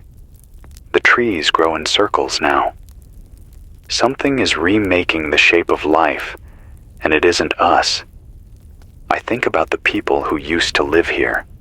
This block, this city, families, commuters, shopkeepers, kids with backpacks, drivers stuck at red lights. I think about what they must have felt that first day the sky changed. The day the power didn't come back. The day the signal went wrong. You don't notice the shift at first. Then you realize it's not that the lights went out. It's that they were taken. Got a call from a man out near the Cascades. Old. Voice rough like sandpaper. Called himself just Walt. Said he's been keeping a journal every day since the war started. Writes in charcoal on old roofing tile. He told me something I haven't been able to shake. He said, "This isn't the end. It's a realignment. We lost the war the moment we stopped believing we were real. Everything since then has just been erasure." I asked him what that meant. He said, "You ever wake up and not remember what your own name feels like? That's how it starts.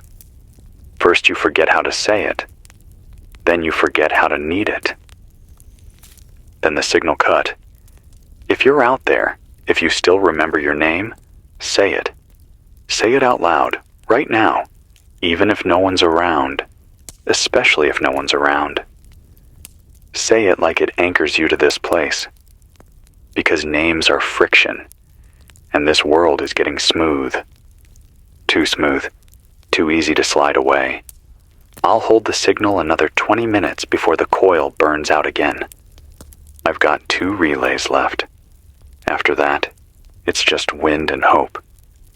If you hear your voice saying things you don't remember thinking, stop, breathe, speak a word only you would know. If the walls hum, hum louder. If the lights flicker, don't look away. We're real as long as we fight the stillness. Back again at midnight, if I make it. If the world still spins. If we're still allowed. It's 12 a.m. I think the moon's gone. I waited hours, scanned the sky again and again, checked the maps, the dates, the cycle. It should have been out, high and clear above the station. But the sky was empty, not clouded, not dark, just empty, like someone forgot to hang it back up. I'm not the only one who saw it, or didn't. Call came in from outside St. Paul. Woman named D. Said she stayed up all night too, waiting for it. Said she swore she saw a white glow rising behind the hills just after 11. But then it split into 3 separate lights and vanished. Not streaks, not flares, just there. Then gone. She hasn't slept since. Said it made her teeth ache. Said she could feel her bones vibrating like tuning forks. I believe her, because I feel it too. There's something in the air now. A sound that's not a sound. Like the inside of your ears stretching. I tried humming earlier to break the tension, and it felt like my own voice wasn't mine. Like it echoed before it left my mouth. Got another call from that trucker near the southern perimeter. Mitch, still hauling old supplies across state lines. Whatever's left of them. Runs an old diesel, burns hot, no filters. He called to say the roads near Amarillo aren't roads anymore. Said the pavement's melting, but only where no one drives. He stopped for water, came back, and the highway behind him had rippled, like heat waves trapped in tar. He threw a rock at it, said it disappeared. Not sunk, not burned, just blinked out. He marked it. Drew a red X on a mile marker. If you're heading west, don't go past exit 212 without watching the ground. Whatever's underneath isn't sleeping anymore. Got another coded transmission. 3 tones, then silence, then this. They are not new. They are returning. No ID, no source. Same robotic cadence as before. 3rd time this month. It's the same voice from the buoy out near Puget Sound. The one that said not to initiate pulse. I've been compiling them, mapping the tone sequences. They form a shape, not a picture, a direction, a spin. If you trace them backwards, they all point to the same region, central Wyoming, right near where the radio telescopes used to be, the ones that went silent first. That's not coincidence. I think those telescopes weren't just listening. I think they answered something. And now, it's here. I found an old cassette player last night while digging through a burnt-out pawn shop. Still works if I keep it cool. Found a tape labeled Tornado Sirens / Nightbirds. I played it, and what came out wasn't wind or birds. It was whispering. Hundreds of voices, layered low. Some speaking backwards, some in rhythm, some saying names. I heard mine once, and someone else's. A name I haven't spoken in 10 years.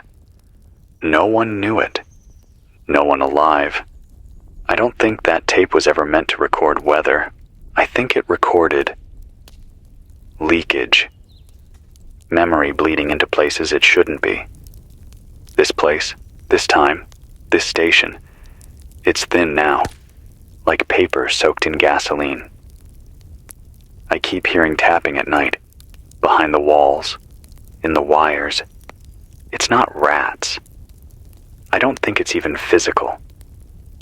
It's like something trying to tune in, to climb down the signal. I've changed frequencies 3 times this week. It still finds me.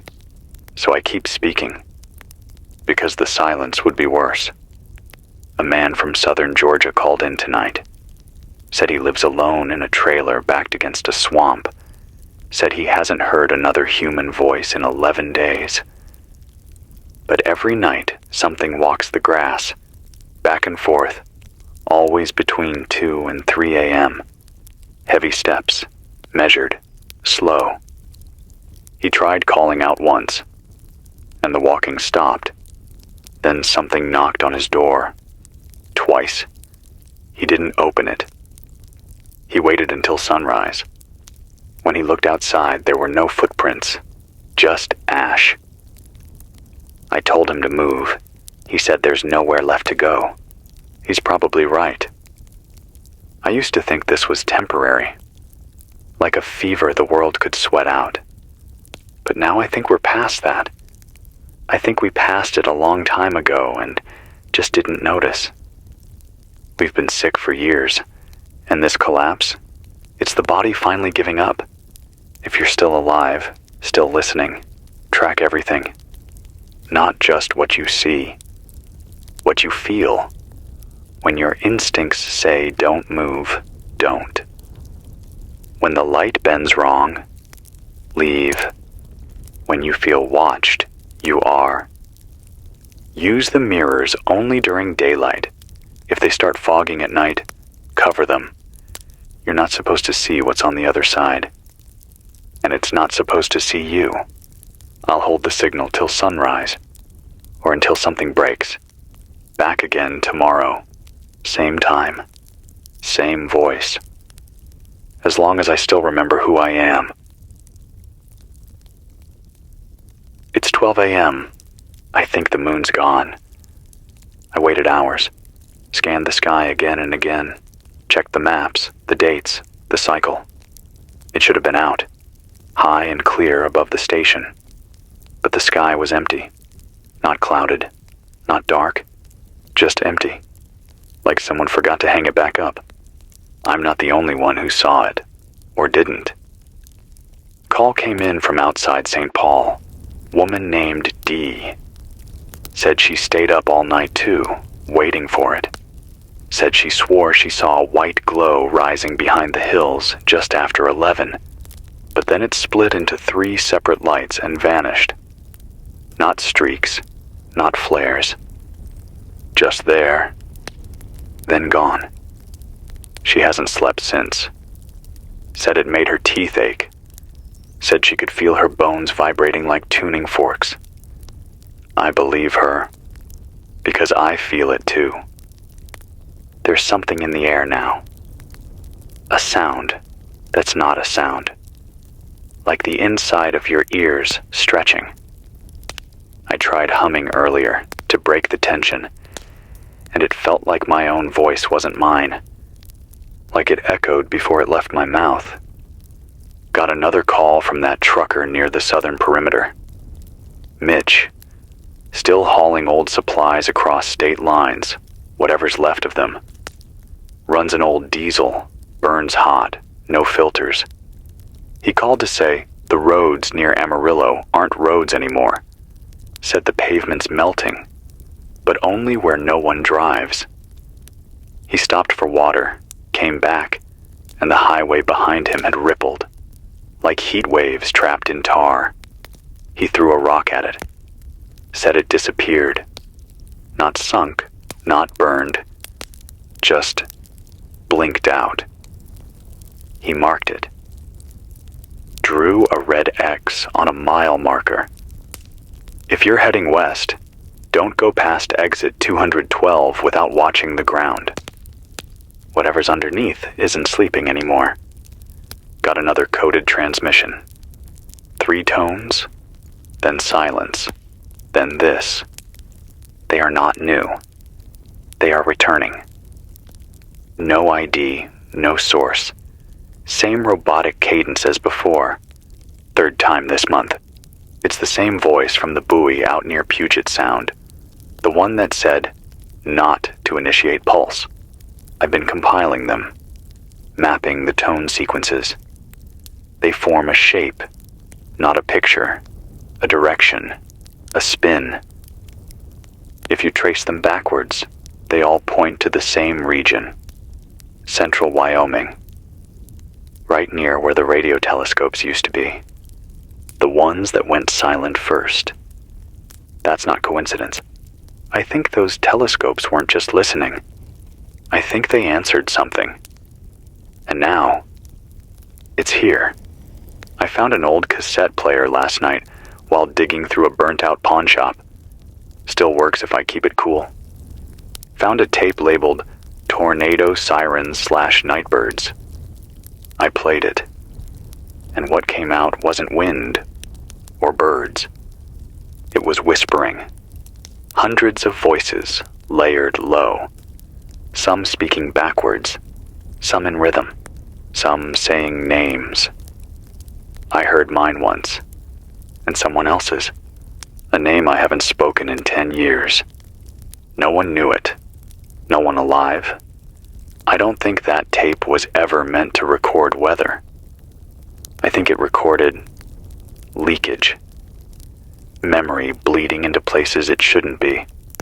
This place, this time, this station, it's thin now, like paper soaked in gasoline. I keep hearing tapping at night, behind the walls, in the wires. It's not rats. I don't think it's even physical. It's like something trying to tune in, to climb down the signal. I've changed frequencies 3 times this week. It still finds me, so I keep speaking, because the silence would be worse. A man from southern Georgia called in tonight. Said he lives alone in a trailer backed against a swamp. Said he hasn't heard another human voice in 11 days. But every night, something walks the grass, back and forth, always between 2 and 3 a.m. Heavy steps, measured, slow. He tried calling out once, and the walking stopped. Then something knocked on his door. Twice. He didn't open it. He waited until sunrise. When he looked outside, there were no footprints. Just ash. I told him to move. He said there's nowhere left to go. He's probably right. I used to think this was temporary, like a fever the world could sweat out. But now I think we're past that. I think we passed it a long time ago and just didn't notice. We've been sick for years, and this collapse, it's the body finally giving up. If you're still alive, still listening, track everything. Not just what you see, what you feel. When your instincts say don't move, don't. When the light bends wrong, leave. When you feel watched, you are. Use the mirrors only during daylight. If they start fogging at night, cover them. You're not supposed to see what's on the other side, and it's not supposed to see you. I'll hold the signal till sunrise, or until something breaks. Back again tomorrow. Same time, same voice, as long as I still remember who I am. It's 4:39 a.m. I haven't eaten in 2 days. There's food in the station.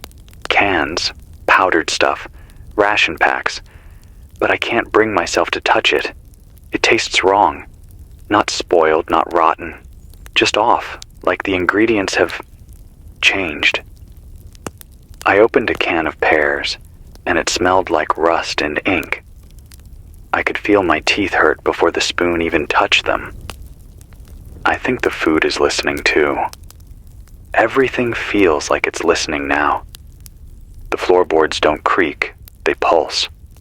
The walls don't keep sound out anymore. They breathe it back in. Even my own voice sounds thinner, like I'm losing mass. A man near Tulsa called tonight. Weak signal.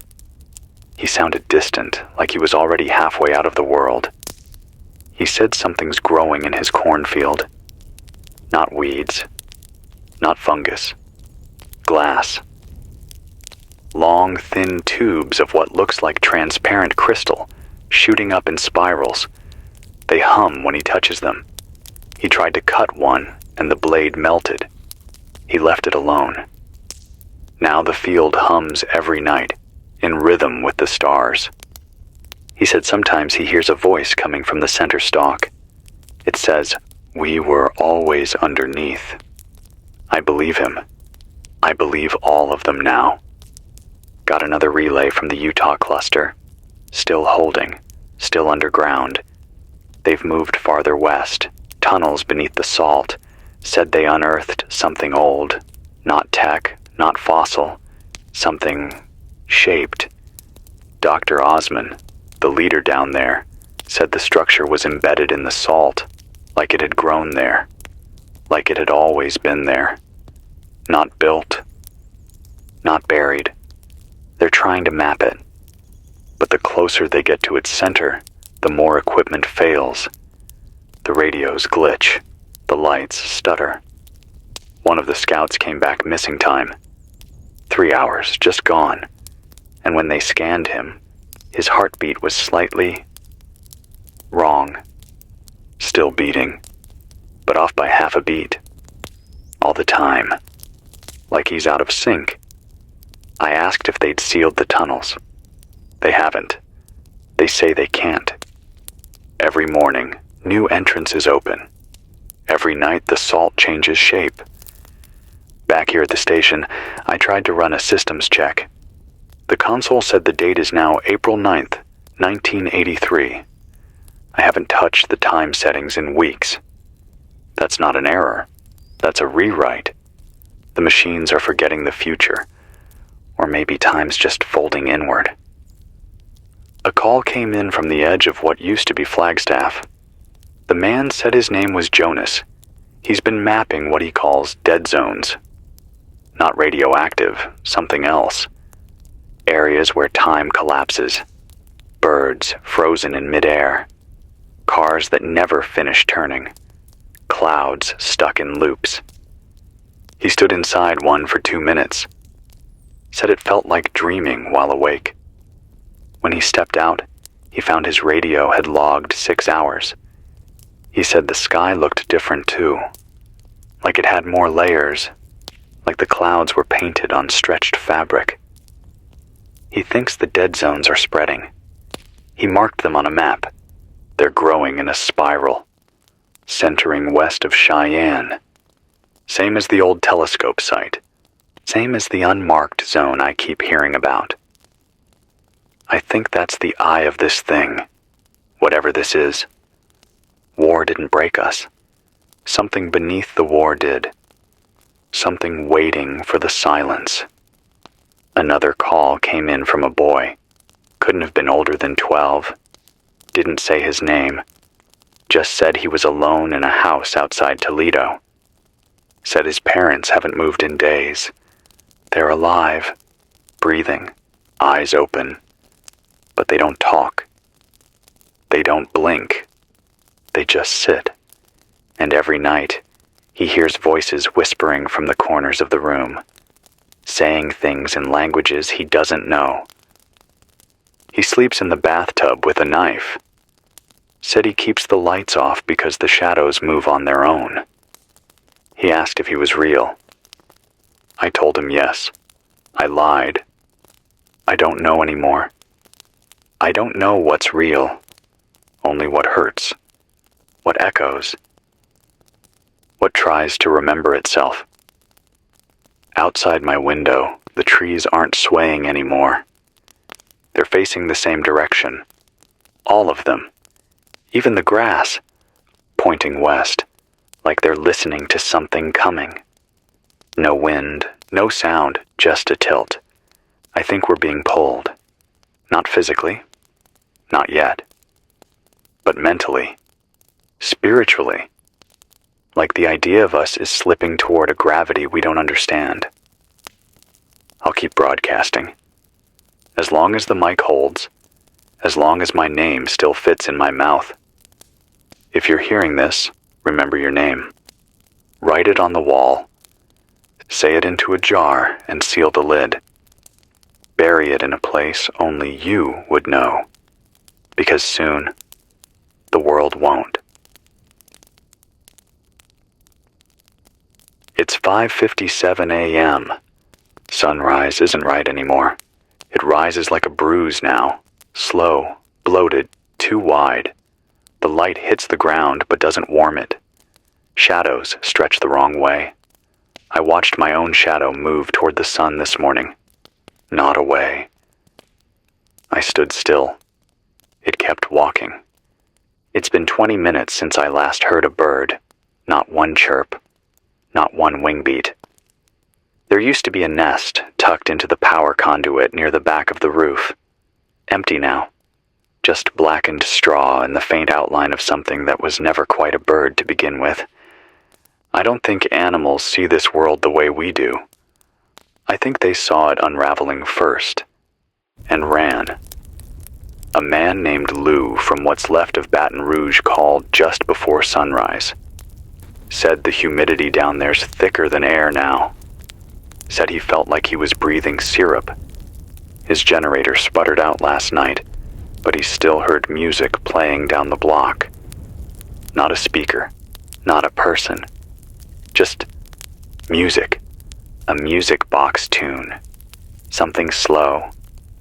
Circular. The kind you'd play for a baby. He followed it. But every time he got close, it moved. He chased it for 3 blocks, barefoot. And then he saw her.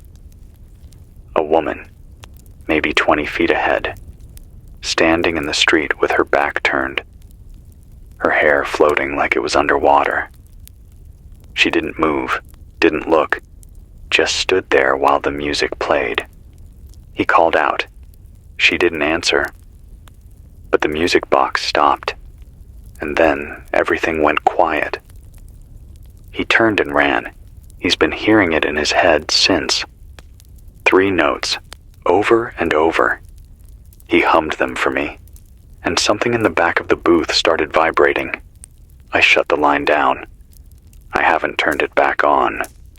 If you hear music in the distance and there's no source, don't follow it. Don't echo it. It might not be sound. It might be a signal.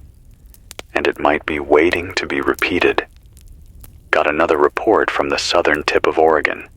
A woman named Camille. She's been keeping records too, but not on paper. She writes on stone, chalk and charcoal. Says paper fades now, faster than before. She marked something strange on the tide schedules. The ocean no longer follows the moon. It moves when people scream. She tracked it. Honest to God, tracked it. For weeks.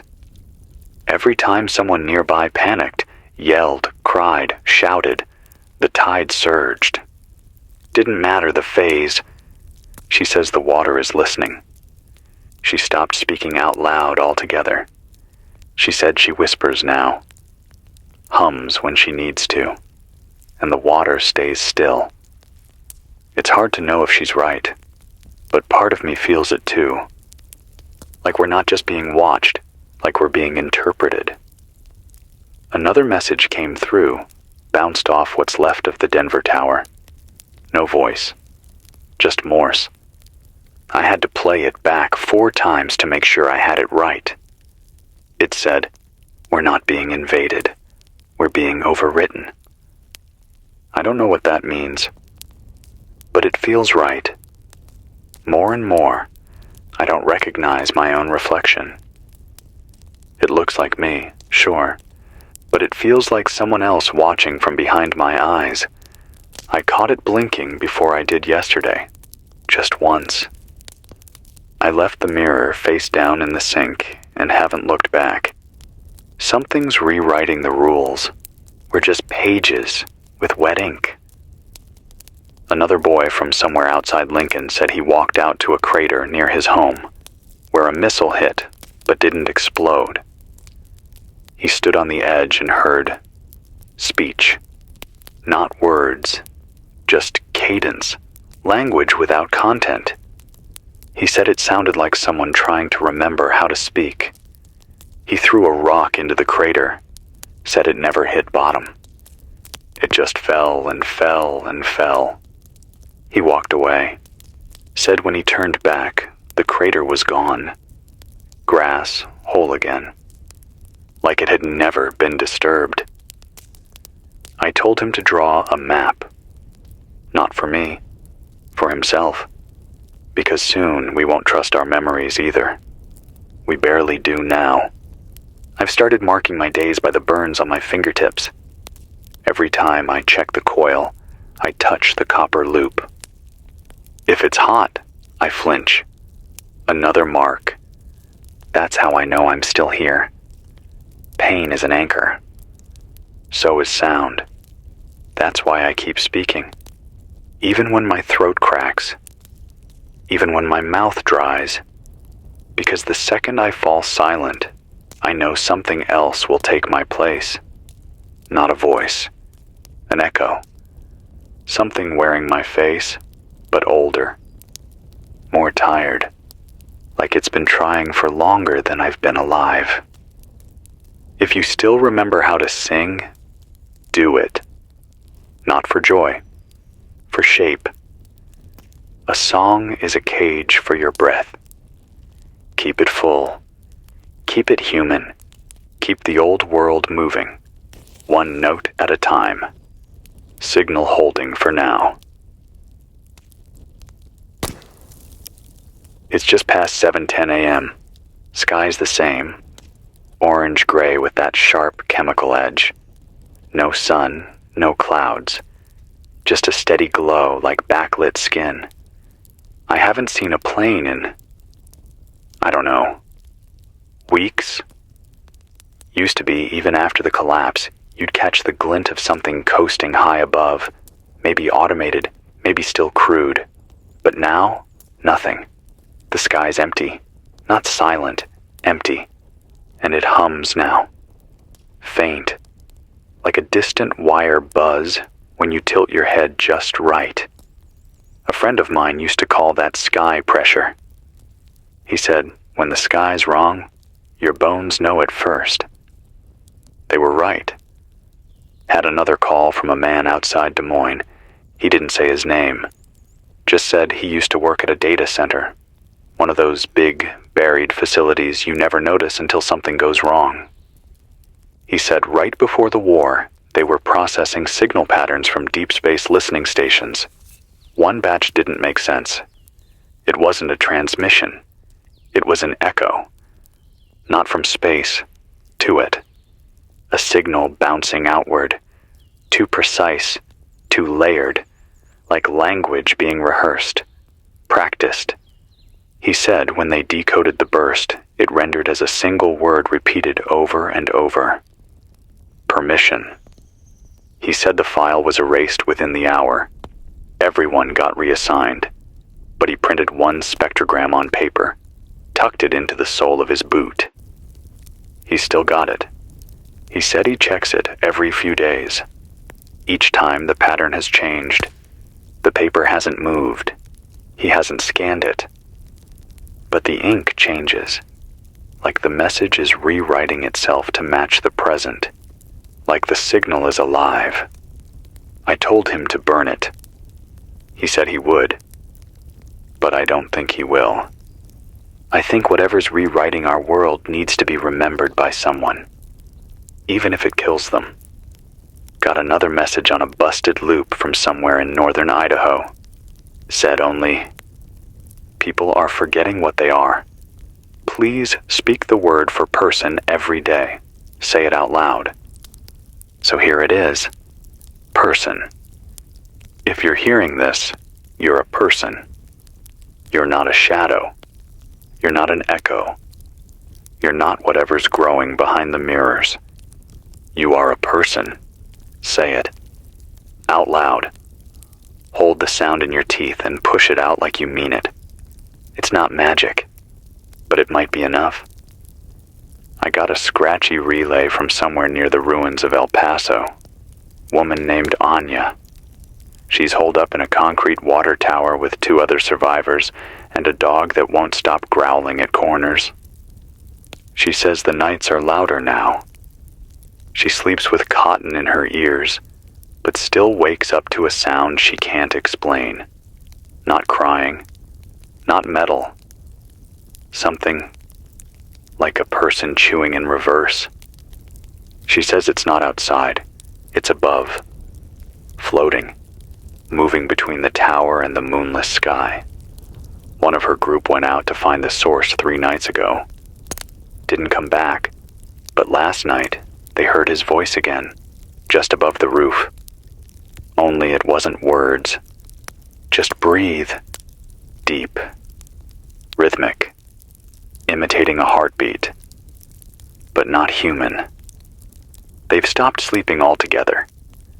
She says, if you hear the breathing, don't reply.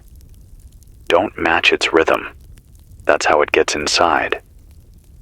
I can feel my own rhythm slowing these days. Heart like a lagging drumbeat. I record my breath between segments now, just to make sure it hasn't changed. Last night it skipped, just once. Then came back, but that was enough to scare me. Because what if the breath that returned wasn't mine? I think we're being studied, measured, tested. Like whatever's watching wants to know how far we'll go before we stop being ourselves, before we become part of whatever system is replacing us. Heard from someone near the Mississippi Delta, Nina, I think she said. Nurse, or was. Said the hospitals were the first places to go quiet. Not loud, just quiet. Not panic, just emptiness. Machines didn't break. They slowed. IVs dripping too slow. Heart monitors ticking half a beat late. And the patients, some just stopped responding. Not dead, not unconscious. Just still. Eyes open. Minds gone somewhere sideways. She says some of them smile when they shouldn't, like they're remembering something that doesn't exist yet. She said she left when one of them called her by name in a voice that wasn't their own, a voice that matched hers. She's been walking ever since, avoiding cities, following the wind. She says the only places left are the ones that don't echo. She listens for her own voice bouncing back before she sets up camp. If there's no echo, she moves on, because something else is catching it. I've started noticing that too. The booth used to echo. Now it doesn't. My voice just disappears. Maybe that's why I'm still talking. To prove I'm still here. To prove the space in front of me is still mine. If you're listening, repeat this frequency every day. Even if you don't hear me, even if the signal's dead. Just tune in. Leave the radio on. Let the static play. Because if enough of us are listening, maybe that's enough. Maybe that's how we hold the line. It's 9:43 a.m. I've been staring at this same broken clock on the wall for an hour now. Hands haven't moved, but I know time has. I can feel it behind my ribs. That slow ache that tells you the hours have shifted, even if the machines say they haven't. I tried to fix the clock once. Opened the back. Nothing inside. No gears. No motor. Just dust and a small slip of paper folded twice. It said, "There's no such thing as now." I haven't touched the clock since. The heat's back, over 100 again, but it's not a dry heat anymore. It feels wet, heavy, like you're breathing through someone else's lungs. The walls sweat, my skin sticks to everything, and there's this film on the windows, thin, like grease, but it never wipes off. I've started taping cardboard over the glass. It makes the air worse, but I can't look outside anymore. Not since this morning. I saw something watching the tower. Not a person, not quite. It stood too still, too tall. Its head tilted with the antenna, like it was listening through me. And when I blinked, it was gone. But the grass stayed bent. Got a call earlier from a man somewhere near Boise. Said the mirrors in his house have started remembering different people. He'll walk by and catch glimpses of people who used to live there. People long dead. People he's never met. Sometimes they're not moving. Sometimes they're watching him. He smashed the mirrors last week. Says now the reflections are on his windows, even when the blinds are drawn. I didn't know what to tell him. How do you explain a world where your own reflection isn't loyal anymore? Another woman called from what's left of Jacksonville. Said she's been watching the tides go backwards. Said the waves are bringing things to shore that shouldn't exist. Objects with no seams. Tools that don't obey gravity. A tooth the size of her fist, but with no root. Said she buried them. But every morning they show up again in different spots. Last night, one of them was under her pillow. She's thinking of heading inland, but I don't think it'll matter. The land is folding just like the sea. I picked up a signal from old Fort Hood this morning, scratchy, digital, barely intelligible, but the words were clear enough. The countdown failed. The second sun is awake. Do not dream with open eyes. I don't know what that means, but my eyes have been stinging all day. I used to blame the heat. Now I'm not sure. I found my old notebook today. From before the war. First few pages were blank. Then I flipped deeper, and I swear to you, someone's written in it. Not me. Same paper, same spine, but different handwriting. A list of names I don't recognize. Dates that haven't happened yet. And this line, over and over. You will forget in this order. The last name on the list is mine. I stopped reading after that. I don't know if it's a warning or a prophecy or just some cruel joke from whatever's warping this place into a maze. But it feels real. More real than the tower beneath my feet. The signal's weak today. Feels thinner, like I'm shouting across a canyon that's getting deeper by the hour. If this frequency breaks, tune to 91.7. If that fails, 87.9. After that, static. Had a dream, if you can call it that. Felt more like a memory that doesn't belong to me. I was walking through a city I didn't know. Everything was silver, smooth.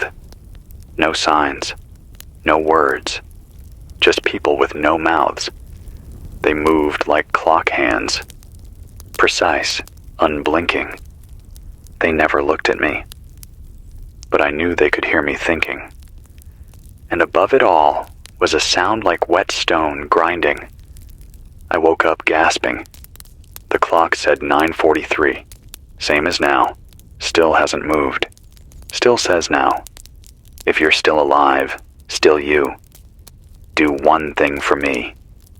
Whisper something no one else knows. A secret, a childhood memory, a joke you never told. Say it aloud. Say it like it matters. Because if the world forgets you, that sound might be all that's left. And maybe that's enough. I'll keep broadcasting. As long as I can. As long as my voice belongs to me. It's nearly 11 a.m. Or maybe it's not. I've stopped trusting clocks. I go by the temperature now. Right now it's about 108 outside. Humid. The kind of heat that makes your skin feel like it doesn't fit right. Breathing's like dragging smoke through a straw. And even in here, with the generator kicking, there's no real cool air left. Just a slightly less suffocating kind of hot. I've soaked a towel in the last clean water I've got just to keep from passing out. Haven't decided if I'll drink it or wear it. Feels like choices don't really matter now. Like we're just delaying the shape of things. I heard from a man calling himself Red, somewhere outside Billings. He's been living in an old fire watch tower, says he's the last one left on the ridge, spends his nights writing down stars he can't find again. The sky up there still pretends to be normal, but he says it's not. Last night, he swears the stars moved. Not twinkled, moved. Shifted across the sky in perfect lines. Not slow, either. He said it was like watching satellites, but closer, lower. One blinked red, then green, then it was gone. He told me something else, too. Said every morning when he opens his logbook, his handwriting is cleaner, sharper, not his usual chicken scratch, like someone else is writing for him, writing as him. But the words are always right, always what he meant to say, just better. He thinks the sky is learning from him. He asked me if I think something could be mimicking us so perfectly we wouldn't even notice. I told him I don't know, but deep down, I do. I've been having that same thought for days. This voice I use to talk to you, sometimes I wonder if it's still mine. Because I hear echoes now, not in the station, in me, like I'm repeating myself without knowing. Got a transmission from a ham operator out of Nebraska, woman named Teresa. She built her own rig using scrap radio guts and car battery cells. Said she found an old CDROM in a bunker labeled SEEDTONGUE. She plugged it into a laptop she rewired with no screen, just sound. And what came out was language. Not hers, not ours, but it spoke. Fast, clicking, rhythmic, syllables with no vowels. She said she listened for 8 hours, and when it stopped, she looked around her cabin and realized she'd written dozens of pages, long strings of that same language, perfectly consistent, left-handed. She's not left-handed. She says she's been sleep writing every night since. Now she locks her hands before bed, and when she wakes up, the key is always missing. I asked her what she thinks it's saying. She said, "It's not talking to me, it's talking through me." And honestly, that tracks. We've always thought of communication as something we do. But maybe that's the trap. Maybe we're just repeaters. Meat radios. Broadcasting ideas that don't belong to us. Maybe the war didn't start with missiles. Maybe it started when we stopped recognizing our own thoughts. I know I've said things on this mic I don't remember preparing. Moments where I lose time. Where my notes go missing. Where I hear myself say something in a rhythm that doesn't match my breath. But I keep going. Because stopping feels worse. Like silence is a signal too. And not a good one. Got another call from what's left of the Dakotas. Young voice. Sounded like a girl. Maybe 10. She didn't say her name. Just asked one question. Do the dead still dream? Then the line went dead. She didn't hang up. It just ended. I haven't been able to stop thinking about it. Do they? Do we? I used to think dreams were just memory cleanup, a way to file things away. But what if dreams are the real world? And this is just the echo? Sometimes I feel like I'm waking up to something older than fear. Something built into the bones of this place. Like North America wasn't meant to last. Like it's just a stage we've been walking on while the real world waits underneath. I keep thinking about the Mississippi, how it changed course last month. No reason, no flood. It just bent. Carved a new path, cut through concrete and history like paper. Whole towns went underwater without a sound. People didn't scream. They just stood there, watching, like they knew, like it had always been coming. If rivers can decide they're done following maps, so can we. But not all maps are lies. I found an old atlas in the back room yesterday. Pages yellow and brittle, and someone, maybe me, maybe not, had circled a town that doesn't exist. Port Hallow. No state, no coordinates. Just the words, "This is where memory ends." I think I've been there. I don't remember when, but I remember feeling it. Like the edge of a dream where you know you're not supposed to go further. I think we're all walking toward it now, one forgotten name at a time. I'll keep the signal up another 2 hours. If you're awake, if you're real, tune in again. Same time, same voice, same name. If I still have one. It's 1:27 p.m., hotter now. I've stopped checking the actual temperature. The sensor's been stuck at 111 for the last 3 days. I think it's lying. Or maybe the air's just thick enough to choke the needle. I stepped outside earlier. Just for a minute. My skin burned. Not from the sun, but from the air. The breeze wasn't cool. It was sharp. Like walking into a room full of microwave static. I heard a tone in my ear that didn't stop until I came back inside. It wasn't tinnitus. It had pattern. Pulses. Like code. I tapped it out on the desk. Tried to match the rhythm. It matched a part of the last transmission I got from that buoy off the Great Lakes.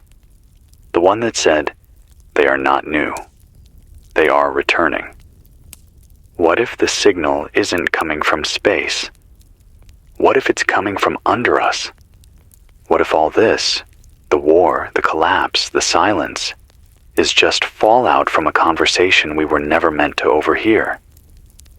A man named Harris called from an outpost near Lake Tahoe. Said he and a group of 5 have been monitoring old seismographs. Most don't work, but one, an analog needle printout, still twitches. Says it started drawing curves they've never seen before. Not tremors, not pressure, just motion.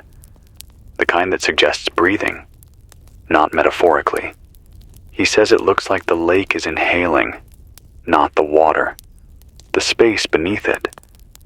And every time it exhales, birds disappear. He said they counted 6 yesterday. Crows. Just blinked out of the sky. No feathers, no sound. Gone. He says they've started calling it the belly. He told me to stay inland. I told him there's no such thing anymore. We don't have inland. We just have surface and underneath. I don't sleep much anymore. Not because I'm scared. Not exactly. It's because I've started seeing things in sleep that last after I wake up. Shadows of things that aren't in the room anymore, but leave residue. Like a burned-in image on an old CRT. This morning I saw a hallway through the wall. It was there. Solid. Stone. With lanterns that burned without flame. I blinked and it was gone. But I could still smell it. Damp. Ash. Oil. And I still can. I know how crazy that sounds. But there's a part of me that thinks, no, that knows. This is just how it works now. The past and future and sideways are all leaking into each other. Time's not a line anymore. It's a soaked rag. And we're wrapped up in it, dripping other people's moments into the dirt. A woman from Kansas called. She didn't give her name. Just said she's been tracking the days by radio static. She says every day at exactly 3:03 p.m., her radio picks up a voice that isn't hers, saying something in her voice. Once it said, "I already told you. You won't remember this place." Another time, "You are already past the last choice." And yesterday, she heard it whisper, "Look under your tongue." She did. There was a black seed, hard, cold, No veins, no root. She buried it, but she knows it's still growing. Not in the ground, in her. She said she can feel it sprouting when she lies to herself. Says it writhes when she thinks about what she's forgotten. I told her to keep talking to people, to stay human. She said that's the hard part now. Not because she's alone, but because she's never alone. Not even in her own head. Another survivor from somewhere near Anchorage, woman named Lily, said she watches the ocean every morning. Says the sun rises in 2 places now. One is bright, the other is perfectly round, but gives off no light, a shadow sun. She called it the memory orb. Says it doesn't reflect, doesn't blink, just hovers above the water. Fish don't surface near it. Waves avoid it. She tried to draw it, but the ink bled backwards on the paper.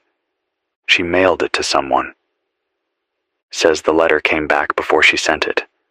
Same envelope, same stamp. But the handwriting wasn't hers anymore.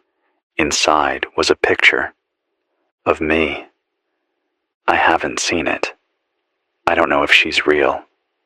I don't know if I'm real. But something deep in my chest says that woman saw something meant for all of us. And it's coming closer. If you're still out there, keep salt near your doors. Mark your names in chalk every night. And never assume the morning means you're safe. Time doesn't move forward here anymore. It circles